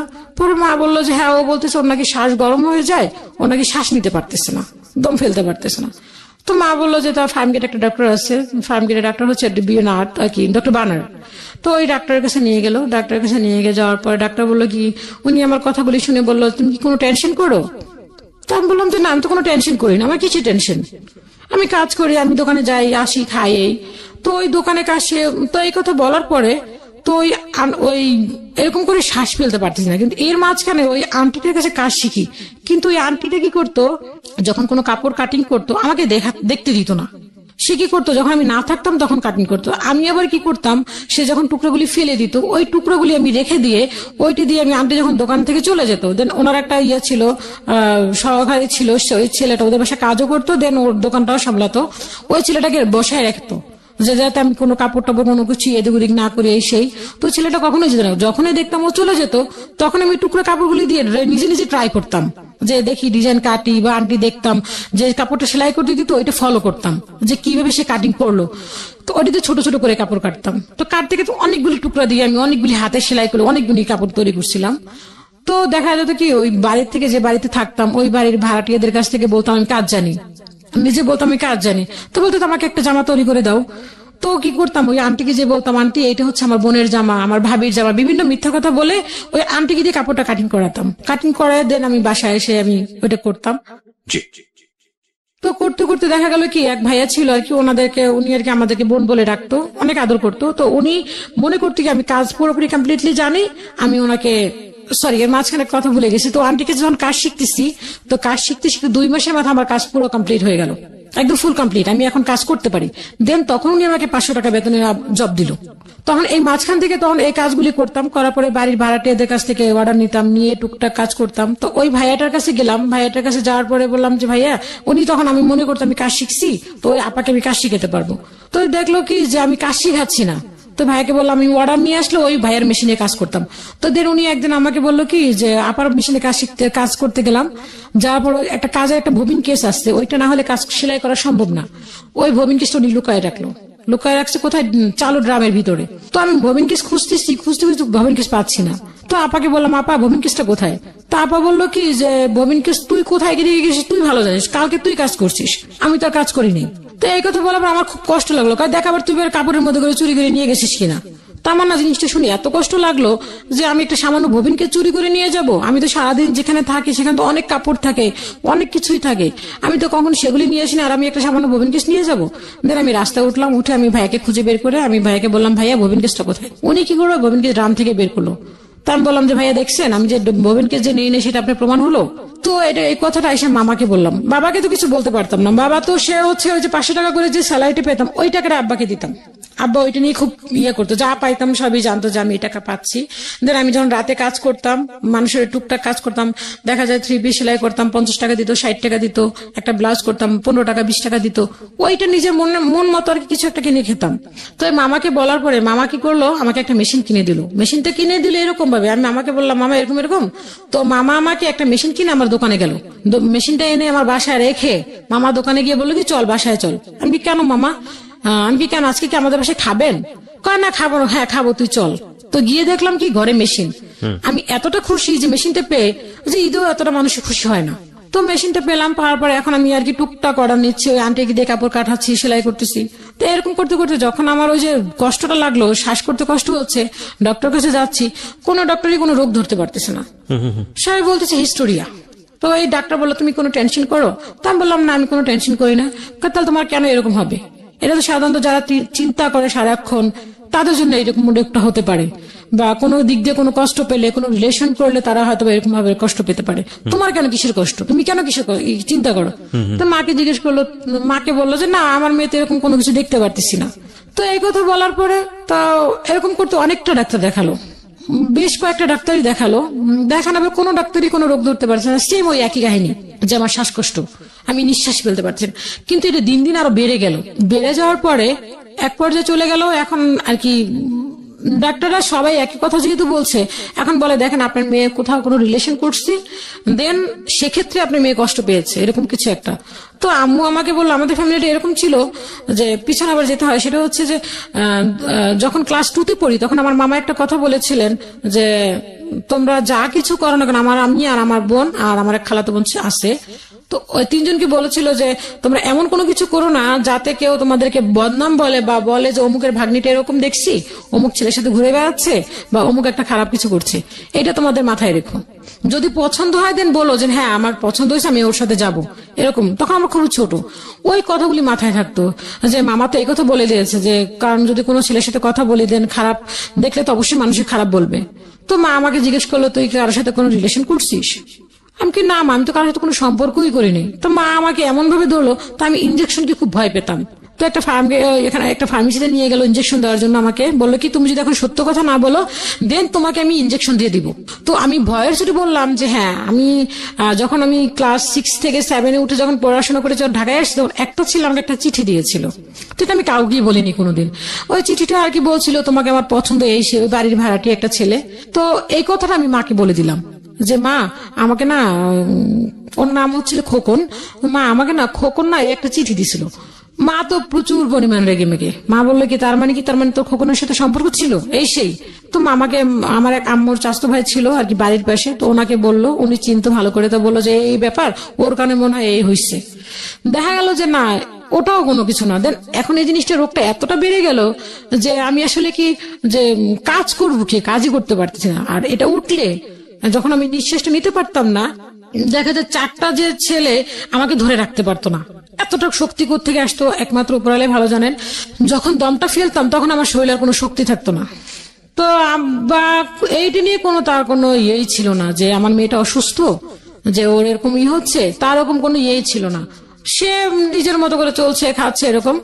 তো একদিন এরকম আমি খুবই অসুস্থ, এরকম একটা পর্যায়ে আমাকে দোয়া টোয়া পরে ফুটে দিয়ে আমাকে আর কি যে অ্যাকচুয়ালি মারা যাবে এরকম একটা অবস্থা। ঘরে টিভি ছাড়া, মামা বড় মামাও আসছে যে দেখতেছে খুব সিরিয়াস অবস্থা, ঘরে টিভি ছাড়া। আমি ঘরে শুয়ে শুয়ে আর কি কথা বলতে পারতেছি না, শুধু চোখ দিয়ে পানি পড়তেছে, কিন্তু আমি কাউকে বোঝাতে পারতেছি না। সবাই মনে করতেছে হয়তো ওর উপরে জিন আছে, বা কোনো কিছু আছে সাথে, বা কোনো ভূতে দোষে, এরকম একটা সবাই এরকম মানেই করতেছে। কেউ যখন উঠে আমার এই নিঃশ্বাসটা বন্ধ করতে যখন হয়, কেউ আমাকে জুতা শোনাচ্ছে, কেউ হলুদ পুড়ে নাকের সামনে ধরতেছে, কেউ আমার কেন আঙুল চিপে ধরতেছে, কেউ নাক চিপে ধরতেছে, আগে যে যেটা পারতেছে সেটাই করতেছে। কিন্তু আমি কাউকে বলতে পারতেছিলাম না, জানি তোমরা যা বলতেছো আমি সব শুনি, কিন্তু আমি কাউকে বলতে পারছিলাম না, আমার দমটা উঠে কষ্ট লাগতেছে। তো এরকম এক পর্যায়ে আব্বা দেখলাম কি আব্বা ঘরে বসে টিভি দেখতেছে, কিন্তু আমার অবস্থা খুবই সিরিয়াস। সবাই দোয়া টোয়া পরে আমাকে ফটো দিয়ে করতেছে যে মনে হচ্ছে এখনই মারা যাব, এরকম একটা পর্যায়ে চলে গেল। আচ্ছা।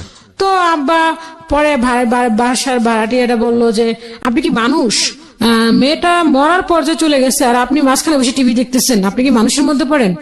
আব্বা কি করলো, টিভিটা বন্ধ করে দিয়ে সে চলে গেল। সে কি করলো, পাশের রুমে গিয়ে আবার টিভি দেখা শুরু করলো। আমি যে ওখানে বসে এই অবস্থা, এটা সে কখনোই ফলো করলো না। তো আমার বড় মামার চোখে, আমার নানু মারা গেছে, আমার বড় মামা কান্না করেনি, কিন্তু আমার অবস্থা দেখে আমার বড় মামা কাঁদতে কাঁদতে বের হয়ে যাচ্ছে বাসা থেকে, তখন আমার ছোট মামা ঢুকতেছে যে কি দেখতে যাচ্ছিস, লাশ দেখতে যাচ্ছিস, যাই দেখ মেয়েটার অবস্থা। আর ওর বাপে টিভি দেখতেছে পাশে বসে বসে, ওর বাপে কোন। তো আমার কাছে তখন মনে হচ্ছিল আমি একটু তরমুজ খাবো, আমার মনে একটা ইয়ে হলো। ঠিক তখনই মামা একটা তরমুজ নিয়ে আসছে আর কি, মনের একটা ইয়ে হলো যে খেতে পারতাম, কাউকে বলতে পারতেছিলাম না, বাট মনের একটা ইচ্ছা ছিল। মামা নিয়ে আসলো, আসার পরে মাকে বললাম ইশারা দিয়ে, মা আমি খাবো। তো মা এরকম ভাবেই করলো, কেটে দিল। তো ডাক্তার আমাকে অনেক ডাক্তার দেখালো, ডাক্তার বললো যে ওর জন্য এখন ট্রিটমেন্ট হচ্ছে যে ওকে ঘুমের ঔষধ, আচ্ছা ওকে যদি আপনি জাগায় রাখেন তাহলে ও এরকম অবস্থা হয়ে যাবে, যদি ওকে ঘুমের ভিতরে রাখেন দেন তাহলে ও ভালো থাকবে। তো আমাকে এরকম করে ঘুম, আম্মু সকালবেলা আর কি ওষুধ দিয়ে ঘুম পাড়ায় রেখে যেত, দেন আম্মু দুপুরে আসতো, এসে আম্মু আমাকে গোসল করাইতো, খাওয়াইতো, আবার দেন আমি ঘুমাই যেতাম। কিন্তু আমার সামনে কে আসলো কিন্তু কানে শুনতাম, কে আমার সামনে আসলো কে গেল এটা আমি কখনোই চিন্তা করতে পারিনি। মনে হচ্ছে একটা অ্যাবনর্মাল টাইপের একটা মানুষ হয়ে গেছিলাম। তো এরকম করতে করতে যে যা বলতো তাই আম্মা ট্রিটমেন্ট করতো। ওই বাদ দেওয়া যদি কোনো একটা বাদ দেওয়া যদি এসে বলতো যে হ্যাঁ তোমার মেয়ে হয়েছে, তোমার মেয়েকে ভালো করতে পারবো, আম্মু তাই করতো আর কি। যদি বলতো যে এইটা করতে পারলে তোমার মেয়ে ভালো হবে, আম্মু সেটাই করতো। তো কি কারণে রোগটা ভালো হয়েছে আল্লাহ ভালো জানে, আল্লাহর কাছে তার শুক্রিয়া আদায় করি যে ভালো হয়ে গেছে। তো এরকম এক পর্যায়ে আব্বু আর কি আমার তখন আর কি ওইখান থেকে ওই আন্টি উনি লন্ডনে চলে যাবে, তো আমি অসুস্থ অবস্থায় আন্টি আমাকে ছুটি দিল। তো আন্টি বলে যে ও সুস্থ হয়ে আসুক তারপর দিন আমি নিব। তো আন্টি আসলো আমাকে দেখতে, এসে দেখে যে আমি বিছানায় শোয়া। তো আন্টি বলে যে আমি তো এখন লন্ডন যাব, আমার তো এখন ওকে দরকার, ও কি এখন কাজ করতে পারবে? তো আমি যদি ওখান থেকে চাকরিটা চলে যায় তাহলে তো আমি খাবো কি, আমার আব্বাকে তো আমাকে টাকা দিতে হবে। তো আমি আবার ওইখান থেকে আস্তে আস্তে করে গেলাম। পরে যাওয়ার পরে ওনার মেয়ে ছিল, আন্টির মেয়ে ছিল যথেষ্ট পরিমাণ রাগী, ওনার মেয়ে যা বলতেন তাই। তো ওইখানে গেলাম, ওই আপুটার সাথে মিললো না আমার। আচ্ছা হ্যাঁ, ওই আপুটা যথেষ্ট পরিমাণ রাগী এবং খুব বদমেজাজি টাইপের একটা মেয়ে। ওকে তো ওইখানে কাজ করলাম, কয়েকদিন কাজ করার পর ওনার সাথে আমার সাথে খুব আর কি রাগারাগি হলো। তো রাগারাগি হওয়ার পর ওনার কাছ থেকে, আমিও তো ছোট ছিলাম, খুব রাগান্বিত ছিলাম আমিও। তো আমি ওনার কাছ থেকে চলে আসলাম। চলে আসার পরে এখন আমি কি করব, এখন তো আমাকে একটা কাজ খুঁজতে হবে। ওখান থেকে যে আমি কাজ শিখছি, আমি ভয়ে বেরোচ্ছি না যে আমি যে কাজটা শিখছি, কিন্তু আমি ওখান থেকেও কাজ করতাম, দেন বাসায় এসেও আবার টুকটাক কাজ করতাম মেশিনে। দেখা যায় 9টা পর্যন্ত এসে আবার 10টা পরে কাজ করতাম, রাত 2টা 3টা পর্যন্ত করতাম, করে আবার ঘুমাইতাম, সকালে উঠে আবার যেতাম, এরকম আর কি একটা ইয়া ছিল আমার। তো ওখান থেকে বের হবো ভাবতেছি কোথায় যাব, কি কার কাছে যাব, আর এই কাজটা আমার ভালো কি না খারাপ, আমি কি করে কাজ করব। একা একা চিন্তা করতে করতে একটা টেইলর আবার যোগাযোগ করলাম যে ভাই আমাকে কাজে নিবেন, তার ওই এলাকাতেই ছিল। তো এখানে যাওয়ার পরে বললো যে আপনি কি সব কাজ জানেন? আমি টুকটাক বললাম হ্যাঁ আমি সব কাজ জানি। তো ওরা আমাকে নিল, নেওয়ার পর আমাকে 1000 টাকা স্যালারি ধরলো। তো 1000 টাকা স্যালারি ধরার পরে আমাকে বলে প্রোডাকশনে কাজ করতে হবে, যত পিস কাজ করবেন দেন তত পিস টাকা হবে। তো আমি বললাম যে এটা তো আমি কখনো করি নাই, ঠিক আছে করে দেখি, ট্রাই করে দেখি। তো আমি করলাম, কয়েকদিন করার পরে দেখলো যে না আমি টুকটাক করতে পারতেছি, অত যে আহামরি করতে পারতেছি তা না। তো করলাম, করার পর ওখানে দেখলাম যে আর কি কাজের প্রত্যেকটা কাজের ক্ষেত্রেই তো একটা মানুষের ভালো মন্দ থাকে। তো দেখলাম ওখানে ভালোটা দেখা যায়, একটা কাজ করলাম ভালো না হলো খারাপ হলে দেখা যায় বেশি ওইটাকে মেশিন করতো, প্রাধান্য দিত যে হ্যাঁ আমি ভালো কাজ করতেছি না এই সেই। তো ওইখান থেকেও চলে আসলাম। চলে আসার পর এখন চিন্তা করছি কি করব। তো একদিন একটা লোক বললো যে তুমি ওই একটা কারখানায় ঢুকলে তোমাকে প্রতি মাসে 2000 টাকা স্যালারি দিবে, তুমি কি ওখানে করবা? তখন আমি চিন্তা করলাম 2000 টাকা স্যালারি তার মানে অনেক টাকা, আমার কাছে মনে হয় 2000 টাকা মানে অনেক টাকা। আমি মহা খুশি। 2000 টাকা মানে তাহলে আব্বাকে আমি 1000 টাকা দিয়ে 1500 টাকা দিব, 500 টাকা করে আমি রেখে দেবো, আমি এটা চিন্তা করলাম।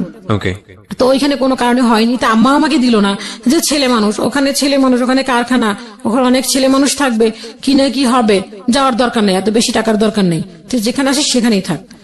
তো ওখানে আবার রয়ে গেলাম, ওখানে মহিলা ছিল, আপুটা আসতো সবসময় দোকানে বসতো, কাজ করতো, ফলো আপ করতো।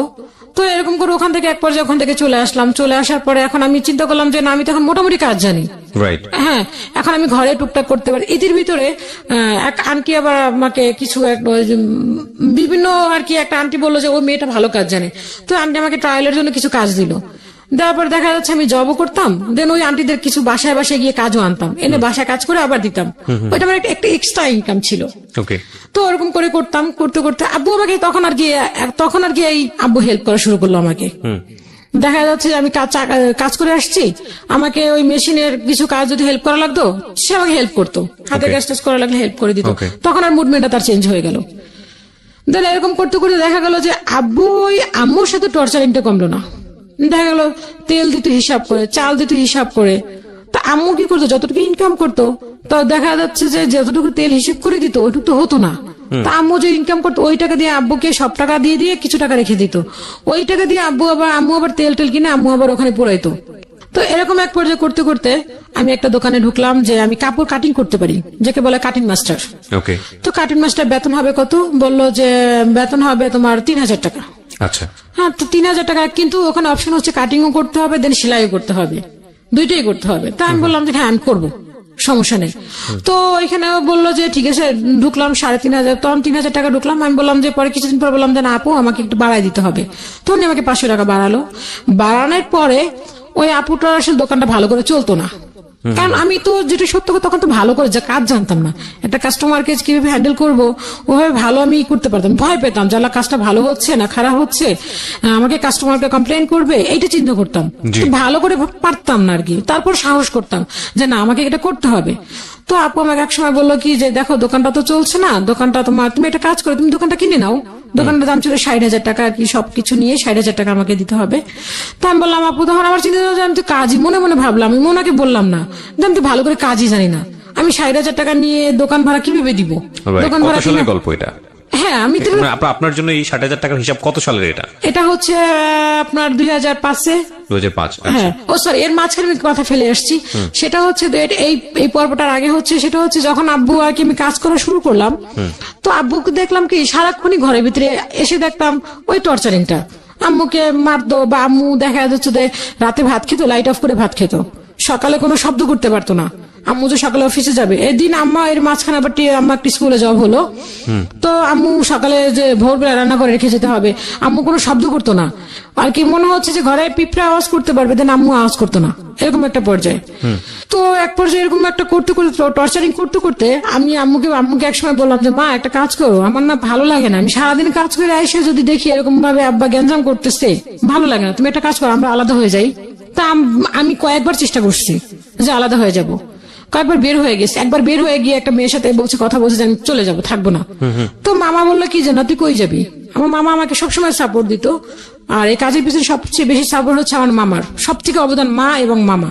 তো মামা বললো যে ঠিক আছে তুই কই যাবি, তো মা আব্বা এরকম করতে করতে আম্মা বললো যে ঠিক আছে তাহলে আমরা আলাদা হয়ে যাব, আমরা থাকবো না এখানে। তো এক পর্যায়ে আব্বা কি করলো তখন আর কি, রাতের বেলা আম্মা যেটা বলছে যে সে ওই যে জর্দা আছে না, জর্দা খেয়ে ফেলছে, সে মারা যাবে, আম্মু চলে গেলেন। ওকে। আম্মুকে এরকম ভাবে কসম কাটলো যে আমি কোনোদিন তোমাকে ফেলে চলে যাব না। হ্যাঁ, তো আম্মা এতই একদম নরম একটা মানুষ যে সে যদি একবার বলে, যদি বলেন যে না আপনি এই কাজটা করবেন, সে ওইটা খুব সরল বিশ্বাস করে নিবে। আচ্ছা। তা আম্মা ওইটা বিশ্বাস করে নিল, করার পরে দেন আবারই সেই একই অবস্থা, টর্চারিং শুরু, কোনো এর থেকে আর কোনো বিকল্প কোনো কিছু হইলো না।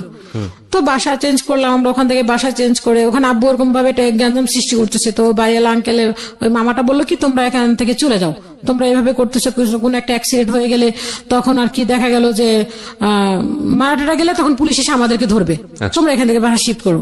দেন আব্বু এরকম গ্যাঞ্জাম সৃষ্টি করতেছে, আমার ভাই আবার এর মাঝখানে একটা মেয়ের সাথে রিলেশন করলো, তখন খুবই ছোট, ওইটা নিয়ে অনেক কিছু। তো ওরা ওই মামিটার মাও আবার ওই মামিটা বিচার দিল বাড়িওয়ালাকে, তো এই সবকিছু মিলে বাড়িওয়ালা বাসা ছেড়ে দিতে বললো। দেন আমরা বাসা ছেড়ে দিলাম। তো যে বাড়িটাতে গেলাম ওখানে ভাড়াটিয়া ছিল বলতে গেলে আমরা আর 2টা ভাড়াটিয়া ছিল, ভাড়াটিয়া ছিল না। তো ওখানে যাওয়ার পর একদিন আমি আসছি, তো বাজার তো ওরকম ভাবে দেয়নি, আমি রাতে আসছি তখন বাজে 9:30। দোকান থেকে আসার পরে আব্বা কি করলো, সামান্য একটা গামছা, যে আব্বুর কোনো কিছু আমরা ধরতে পারতাম না, যে একটা সন্তানে যে তার বাবার জিনিসপত্র ধরবে ওইটা কখনো ধরতে পারতাম না, আর কখনো বলতে পারতাম না আব্বা এই জিনিসটা খাবো, আমাদেরকে এই জিনিসটা কিনে দাও, কখনোই বলতে পারতাম না মুখ ফুটে।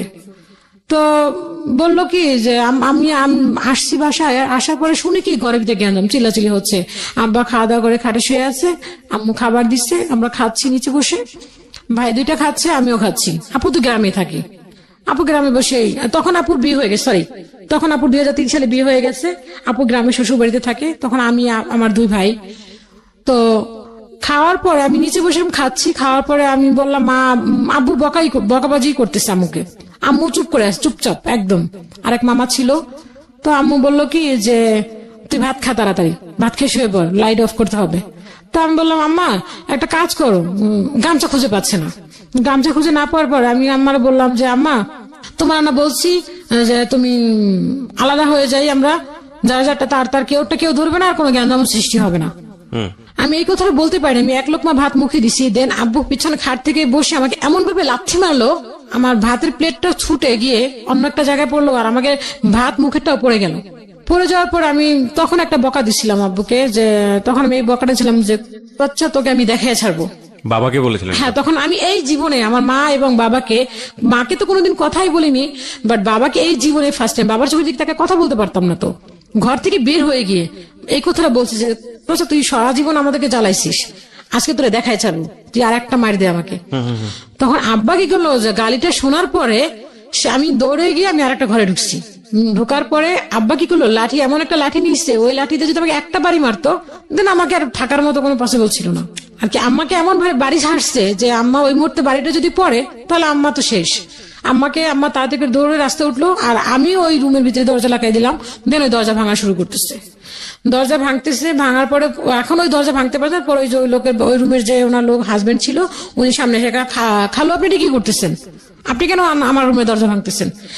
এখন আমাকে না পেয়ে কি করলো, আমার মেশিনটাকে ভেঙে ফেললো, আমার মেশিনটাকে ধরে একদম পুরো জায়গায় ফেলছে, মেশিনটা পুরো খুলে টুলে অস্থির। পরে আমার মামা ছিল, ওই মামাটা কি করলো, ওইটা বাঁচাইলো, বাঁচানোর পরে আমাকে ঘর থেকে বের করে দিল। দেওয়ার পরে আমি কি করলাম, ওই রাতে ওই বাসায় ছিলাম, ওই ফ্লোরে শোয়া, ওদের বিছানা আর কি একটা কাঁথা দিল আমাকে, তো ফ্লোরে শুয়ে রইলাম।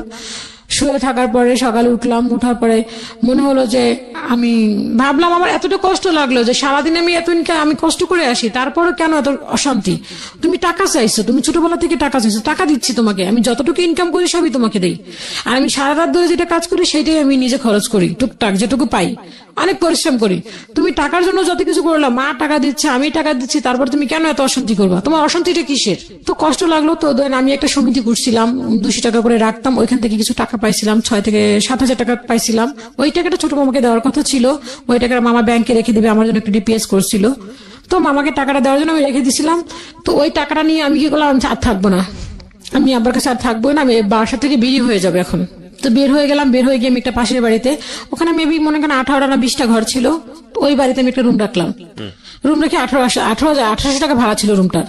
তো রাখলাম, আমি তখন মা ছিল না বাসায়, মা তো চলে গেল অফিসে সকালবেলা, আমি এইটা কাজ করলাম, আমি দোকানে আর গেলাম না, গিয়ে আমি এই কাজগুলি করলাম। আমি আর থাকবোই না, আমার কথা হচ্ছে আমি থাকবো না, আমি দেখতে দেখতে এখন অতিষ্ঠ হয়ে গেছি, আমার পক্ষে আর সম্ভব না, আমি ইনকাম করে খাই, তাহলে আমি কেন তার কাছে থাকবো? তো এরকম করে করতে করতে পরে লাস্ট মোমেন্টে আমি চলে গেলাম, আব্বা তখন কাজে চলে গেল। যাওয়ার পরে আব্বা আসলো, সে যে কাজে গেল, কাজে থেকে কাজ করলো না, সে চলে আসলো বাসায়। বাসায় চলে এসে সে কি করলো, আমি তো জাস্ট চলে গেলাম, আমি রুম রাখছি, জাস্ট বলে আসছি, আমি অ্যাডভান্স টাকা দেইনি, জাস্ট আমি কথা বলে আসছি। আব্বা এসে কি করলো, আমার ঘরের যে কাপড় চোপড় যা ছিল, আমি নিজের টাকাতে যেটুকু কেনাকাটা করছি, আর ওই জিনিসগুলি, ঘরে কোনো কিছু কিনতো না, সে বলতো আমার ঘরে কিছু লাগবে না। বলতাম যে না আব্বা একটা গ্লাস কিনি, একটা কিনি, মানুষ আসলে কি বলবে, ঘরে তো একটা পরিবেশ দরকার আছে, আমার কোনো কিছু দরকার নেই। তো আমি কিছু টাকা জমাইয়া মামাকে দিয়ে জিনিসগুলি কেনাইতাম, একটা মানুষ আসলেও তো আমাকে একটা গ্লাস পানি দেওয়ার জন্য একটা গ্লাস প্রয়োজন আছে আমার। তো ওই জিনিসগুলি আব্বা আমাকে দিয়ে দিল, আমি বললাম যে এই জিনিসগুলি আমার, সে আর কিছু বললো না, ওই জিনিসগুলি নিয়ে আমাকে বের করলো। দেন আমি একটা বিছানার চাদর কিনছিলাম, তো বিছানার চাদরটা কেনার পরে আমি যে আব্বা যে একটা চাদর কিনছিল, আমার বড় আপু আসার পরে ওই চাদরটা কেনার পর আপু যে চাদরটা কিনছিল আব্বুর টাকা দিয়ে, ওই চাদরটা তখন বিছানা ছিল, খাটে বিছানা ছিল। আর যে আমি যে একটা নতুন চাদর কিনছি, চাদরটা ছিঁড়ে গেছিল আর কি, হালকা পাতলা ছিঁড়ে গেছিল। তো ওই আমি নতুন চাদরটা যখন নিছি, নিয়ে আমার কাপড় চোপড় ভাঁজ করার জন্য আমি গিট্টু দিব, তখন আমার ভাই দুটাকে বলতেছে ওই চাদর রাখ। তা আমি বললাম কেন ওই চাদরটি বলছো? তো আমি নিজে কিনছি, আমি সামনে দাঁড়ায়। তো বললো যে ওই চাদর, সরি, মাঝখানে আমার কাপড় চোপড় নিতে দিবে না, আমার কিচ্ছু নিতে দিবে না, ঘরের সবকিছু রেখে দিবে। তো আমি বললাম এগুলো আমার জিনিস কেনা, আমি কেন আপনি এগুলি রেখে দিবেন? তখন আবার আমাকে মারতে আসতেছে। তখন ওই বাড়ির ভিতরে একটা ছেলে ছিল, ওই ছেলেটা আমাকে পছন্দ করতো, বাট আমি জানতাম না। তো ওই ছেলেটা আমাকে এমন ভাবে গাইড দিচ্ছিল, এলাকার মাস্তান টাইপের একটু ছিল, ওকে মনে করেন বিভিন্ন পুলিশ আর্মি র্যাব এগুলো ধরতো। তো ও খুব শেল্টার দিল আমাকে। তখন দরজার সামনে দাঁড়িয়ে বলল আপনি কোনো কথা বলবেন না, ওর জিনিসপত্র নিয়ে যাবে। তো নিয়ে যাওয়াতে ওই তখন চাদরটা আমার বললো যে এই চাদরে ঘুমাইছে না, এই চাদর কেন নিবে, এই চাদর নিয়ে যাবে, এইটা নিয়ে যাবে, এটাও ঘুমাইছে না, এটা ওর চাদর না, ঘুমাইয়া শিখছে কেন? তো আমি কিছু বললাম না, আমি ওই চাদর নিয়ে ওইগুলি নিয়ে আমার পাতিল, আমি একটা পাতিল কিনেছিলাম আর কিছু কাঁচের জিনিস কিনেছিলাম, ওগুলি নিয়ে আমি চলে আসছি। আসার পরে বাইরে বের করে দিল, তো আমার সবকিছু বের করে দিল। তখন আমি কি করবো, তখন চিন্তা করলাম আমি কি করব, কোথায় যাবে, তো রুম তো রাখি না, একটা মেয়ে মানুষ একটা রুম রাখবো। তখন আমি একটু চিন্তা করলাম একটা মেয়ে মানুষ রুম রাখবো, ওখানে আমি থাকবো কি করে, এতগুলি ভাড়াটি একটা মেয়ে মানুষ থাকা কি সম্ভব? তো ওই যে ছেলেটা আমাকে পছন্দ করতো, তো ও কি করলো, ওইগুলি নিয়ে সব ওর রুমে রাখলো। ওর রুমে রাখার পরে কি করলো, আমি যখন মা আসলো, মা আসার পরে বললাম যে মা এরকম এরকম আমার ঘর থেকে বের করে দিচ্ছে, আমি কি করব, আমি রুম রাখছি ওই বাড়িতে, ওখানে আমি থাকবো। হয়তো ওখানে থাকতে পারবি? তাই বলে আমি থাকতে পারবো, কোনো সমস্যা নেই। পরে গেলাম, তখন গেলাম ওর বাড়িতে, গিয়ে রুম রাখলাম, রাখার পর ওদের সাথে কথা বললাম। তখন আর কি যে আম্মুর যে আর ওই যে খাট একটা ছিল ঘরে, আর একটা যে সুকেত ছিল, ওইটা দিয়েছিল ওই যে মামাটা আমাদের যে মামিটা অনেক করতো, আমাকে বলছিল জব দিবে, ওই মামা, ওই নানুর খাট, ওই নানুর সুকেস, এগুলি দিয়েছিল আম্মুকে। ওগুলি আম্মুর জিনিস, তাই আম্মুকে দিবে না। আম্মুর কোন একটা শাড়ি দিল না, আম্মুর কোন একটা কিচ্ছু দিল না, সবকিছু রেখে দিল আম্মুর, ভাইদের জিনিসপত্র দিল না। তো আমি একা গেলাম, আমি গিয়ে করলাম, তো আমার জিনিসপত্র যেগুলো ছিল সবকিছু নিয়ে গেলাম। আপনার প্ল্যান কি ছিল, আপনি বাসা থেকে বের হয়ে কোথায় যাবেন? বাসা থেকে গিয়ে প্ল্যান ছিল কি আমি এখানে থাকবো না, আমি রুম নিয়ে আমি একা থাকবো, যে কোনো জায়গায় চলে যাবো, বাট এখানে বাসায় না, আমি আব্বুর কাছে থাকবো না। আমার টার্গেট হচ্ছে যে আমি সারাদিন কাজ করি, উনি টাকা চাইছে, টাকা দিচ্ছি, বাট সে কেন এখন আমাকে এরকম ভাবেই করবে, মারবে কেন? আমি তো টাকা দেওয়ার কথা, এখন তো শান্তি হওয়ার দরকার। আমরা 4টা ভাই বোন, আমাদের সংসারটা সুখী হতে পারতো। 2টা ভাই বোন পড়াশোনা করছে, দেন তুমি টাকা চাইছো, আমার তো পড়াশোনা তুমি বন্ধই করে দিছো। তো সেক্ষেত্রে তো তোমার এখানে এরকম মারধর করার তো কোনো কিছু নাই, আম্মু যা ইনকাম করে সবই তোমাকে দিচ্ছে, তুমি তো ওভাবে যে আমাদের যে ভালো খাবার দাবার তাও তো তুমি দিচ্ছ না আমাদেরকে। তুমি তো একটা যদি একটা মুরগি আনতো, তো দেখা যাচ্ছে 1 মাস 2 মাস 6 মাস পরে একটা মুরগি আনতো এরকম ভাবে, হ্যাঁ, তো দেখা যেত, তাও তো আমরা কখনো কমপ্লেন করতাম না যে আব্বা অমুকের ঘরে আনছে তুমি আনো না কেন, তাও কখনো তো কমপ্লেন করতাম না। যা দিতা তাই তো খেতাম, টাকা দিতাম, তাও তো এরকম ভাবে সুখী ছিলাম। তুমি চাইছিলাম শান্তি, তুমি তো শান্তি দিচ্ছ না। তখন ভাই দুটো আমার সাথে চলে আসলো, আমাকে নামাই দিচ্ছে। এখন আম্মু তো আর আমাকে একা রাখতে পারে না, যেহেতু আমি একটা উপযুক্ত মেয়ে, সেক্ষেত্রে আম্মু কেন আমাকে একা রেখে চলে যাবে? আম্মু আমার সাথে চলে আসলো, আম্মু চলে আসার পর 2টা ভাইও চলে আসলো। রাতে ঘুমাতাম কি করে, কিছুই দিল না। ফ্লোরে, শুধু ফ্লোরে আমার ভাইদের ব্যাগ ছিল, দেন আমার কিছু টুকরো কাপড় ছিল, জামা ছিল, ওগুলি মাথায় দিয়ে ঘুমাতাম। তো এক পর্যায়ে দেখা গেল কোনো কিছু দিচ্ছে না, আমাদের প্লেট গ্লেস আম্মু যেগুলি রাখছে ওগুলো কিছুই দিবে না। কি করলো, ওই যে ওই মামাটাকে ডাকলাম, ডাকার পরে ওই মামা আসলো, আসার পরে ওই মামা সালিশি করলো, বললো যে তুই এগুলি আব্বুকে বলো তুমি এগুলি কেন রেখে দিচ্ছ, এগুলো তো আমি দিচ্ছি, এগুলি আমার মায়ের জিনিস, ওকে দিচ্ছি, তুমি এগুলি কেন রাখলো? ওকে তো আমি যেতে বলি নাই, আমার আম্মুর কথা বলো, ওকে তো আমি যেতে বলি না, যেতে বলছি ওকে, ও চলে গেছে। ও কেন গেল? ও যাবে না, ও থাকবে, ও যাবে। হ্যাঁ, এই কথা বলার পর আম্মু বললো এটা কেমন, মামাটা বললো এটা কেমন কথা, যে তোমার এত বড় একটা উপযুক্ত মেয়েকে তুমি ঘর থেকে বের করে দিছো, তাহলে ও কোথায় যাবে, ও কোথায় থাকবে? তো এরকম এক পর্যায়ে দিলই না দেওয়াতে সে লাস্ট মোমেন্টে কি করলো, পরে মামা বললো যে তুমি যদি এগুলি না দাও, আব্বুর নাম ধরে বললো, তুমি যদি এগুলি না দাও তাহলে কিন্তু খুব খারাপ পর্যায়ে চলে যাবে, এগুলো সবকিছু দিতে হবে। তো মামা যখন হুমকি দিল, তো ওই মামারা ওই এলাকার স্থানীয় আর কি, অ্যাকচুয়ালি আসছে মানে বাড়ি করছে, ওই ফার্মগেট এলাকাতে বাড়ি আছে ওনাদের। তো ওই হুমকির ভয়ে বললো কি যে ঠিক আছে। তখন আমার ছোট চাচা আমাদের ফার্নিচার গুলি যা যা ছিল একদম কড়াই থেকে ঢাকনা থেকে শুরু করে সবকিছু নিয়ে চলে গেল।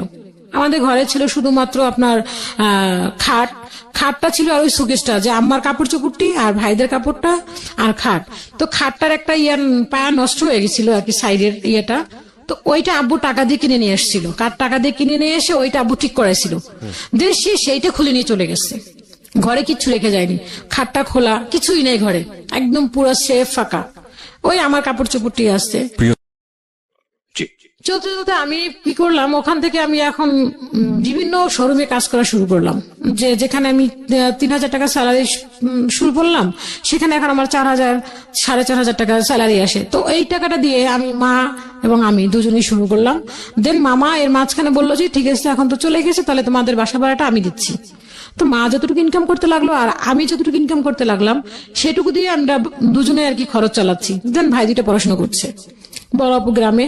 তো বড় আপুকেও আর কি, বড় আপু শ্বশুর বাড়িতে যে খুব ভালো আছে তাও না, কারণ বাবা বড় আপুর হাজবেন্ডকে বের করে দিচ্ছিল শ্বশুর বাড়ি থেকে। যদি একটা জামাইকে বের করে দেয়, সবাই তো ভালো মেনে নেয় না, আমার দুলাভাইটা একটু আর কি বদমেজাজে ছিল। তো আপু যে খুব সুখে আছে তাও না, আপুকে সারাক্ষণ এটা নিয়েই করতো যে তোর বাবা তো আমাকে বের করে দিছে, তোদের বাড়িতে আবার কেন যাব? তো মা বলতো যে তোমার শ্বশুর তোমাকে বের করে দিছে, এখন তোমার তো শ্বশুর নাই, তুমি এখন আমাদের বাসায় আসো। তো আব্দুল্লাহ ভাই খুব কমই আসতো, আপা আসতো, বছরে একবার আসতো আমাদের বাসায় বেড়াতে। তো এরকম করতে করতে এক পর্যায়ে চলে গেল যে আমি এখন বিভিন্ন দোকানে আর কি ডিজাইনের জন্য করতে লাগলাম, কাজ শিখতে লাগলাম। যে যেখানে দেখতাম বেশি ভালো ডিজাইন করে সেখানে আর কি শিখতে লাগলাম। যে প্রফিটের কথা খুব কম চিন্তা করতাম হচ্ছে যে যেখানে আমার যে এখানে একটা ঢুকলে কাজ শিখতে পারবো সেরকম ঢুকতাম। আর ঢুকতাম এরকম করে যেখানে মহিলা আছে, কারণ দেন পুরুষের ওখানে ঢুকতাম কিন্তু দেখতাম যে মহিলা কর্মচারী আছে, ওখানে থাকতাম, দেন বেশি করতাম না। তো এরকম করে করে কয়েকটা বুটিক্সে কাজ শিখলাম। শেখার পরে এক পর্যায়ে আসলো যে আম্মুর অফিসটা শিফট করবে উত্তরাতে। তো অফিসে শিফট করতে হলে তো আমি উত্তরাতে আমি কি করবো? ওখানে গিয়ে ওখানে তো আমার কাজ করতে হবে। ওখানে তো যে কাজ করব সেখানে তো আমার তো পরিচিত কোনো কেউ নাই, যে আমার আত্মীয় স্বজন বা কোনো ফ্রেন্ড সার্কেল কেউই নেই। ওখানে তো আমার কাজটা করতে হবে। কি করব পরে যে বুটিক্সটা কাজ করতাম ওইখানে কিছু হোলসেলার কাজ করতো ওই আপুটা। তো ওইখানে যে ম্যানেজার আসতো, যে সিনিয়র ম্যানেজার ছিল, তো ওই একদিন ওই ভাইয়াটা আসলো কারখানাতে। তো ওই আপুটা ছিল না শোরুমে, না থাকা থেকে আমি ওই সুযোগটা নিলাম। নেওয়ার পরে আমি নিচে নামলাম। আমি দোকান থেকে বের হয়ে, শোরুম থেকে বের হয়ে আমি বললাম যে ভাইয়া আমি যে ওখান থেকে শিফট করবো সেটা ওদেরকে বলিনি যে আমি চলে যাব উত্তরাতে। তো আমি বললাম যে ভাইয়া আমি তো এখান থেকে উত্তরা চলে যাব, আপনাদের তো অনেক কাজ দিচ্ছেন, তো আমি যদি এখান থেকে চলে যাই তো আমাকে কিছু কাজ দেওয়া যাবে? তো উনি বললো আপনি কোথায় যাচ্ছেন? আমি বললাম আমি উত্তরাতে শিফট করবো, আমার আম্মুর অফিস উত্তরাতে চলে যাবে, তো আমি উত্তরাতে চলে যাব। তো বলে ঠিক আছে, আপনি যখন যাবেন তখন আমাকে নক করেন। তো দিলাম আমি ওনার নাম্বারটা, বললো যে নাম্বারটা দিয়ে গেল। তো নাম্বারটা রাখলাম। রাখার পরে আমি নাম্বারটা দিয়ে পরে আমি ওখান থেকে ওরা কোনোভাবে জেনে গেল যে আমি উত্তরাতে চলে যাব, আমি এখানে থাকবো না। তখন ওরা আমাকে বাদ দিয়ে দিল, ওরা আমাকে আর রাখলো না কাজে।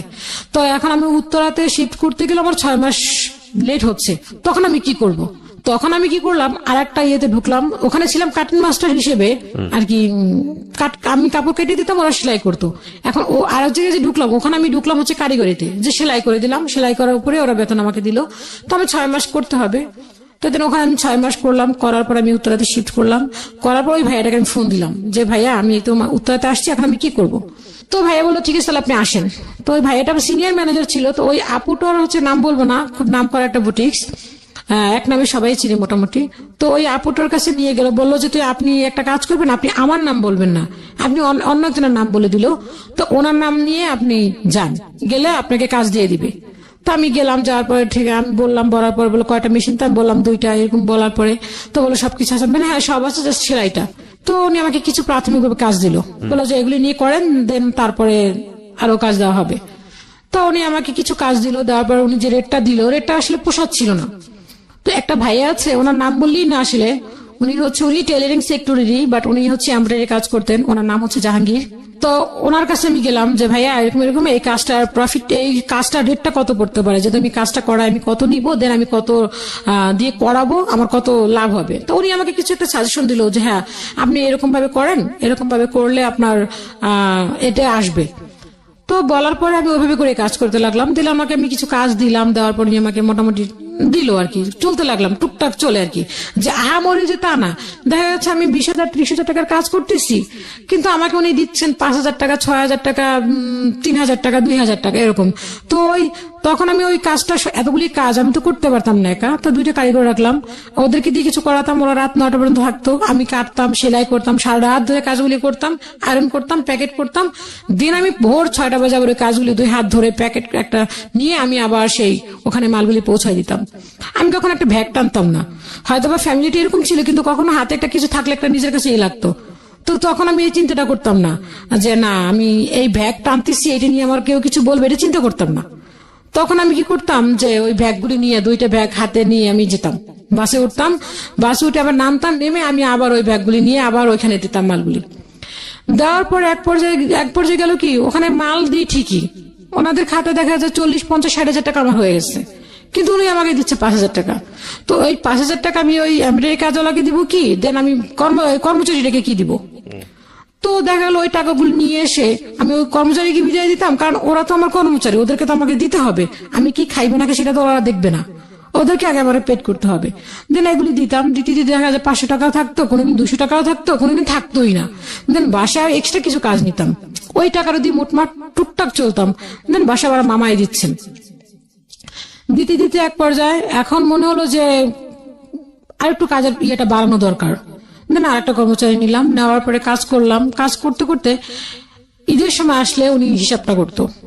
তো ওনাকে আমি প্রায় 12টা ড্রেস, ওই ড্রেসগুলি রেট ছিল 1000 টাকা করে। তো 12টা ড্রেস দিলাম। 12টা ড্রেস দেওয়ার পরে উনি কি করলো, ওই 12টা ড্রেস ওনার দোষ ছিল কিনা আমি বলবো না, জানি না। সেটা হচ্ছে একটা ম্যানেজার ছিল, ওই ম্যানেজার আমাকে একটা মেমো দেয়নি।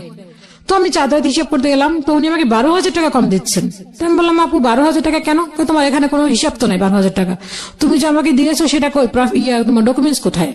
তুমি বলো আমার কাছে মেমো আছে। কদিন তুমি মেমো নিয়ে এসো। বাসায় এসে ই করলাম, দেখলাম না আমার বাসায় মেমোই নেই কোনো। তাই না, এখানে কাগজ কলমে প্রুভ করতে হবে। দেন আমার কাছে কাগজ কলম নাই, সেক্ষেত্রে আমি এটা 12,000 টাকা পেলাম না। না পাওয়ার পরে আমি এখন উনি আমাকে চাঁদরাতেই করে দিল। দেওয়ার পরে এটা হচ্ছে 2010 সালে। 2010 সালে যখন উনি আমার 9 সালে কাজটা যখন বন্ধ করে দিল, চাঁদরাত আসলো, আসার পর কাজগুলি দেওয়ার পর টাকাগুলি দিল। 2010 সালে আমি ওনার কাছে গেলাম, যাওয়ার পরে বললাম, আপা আমাকে কাজ দিবেন না?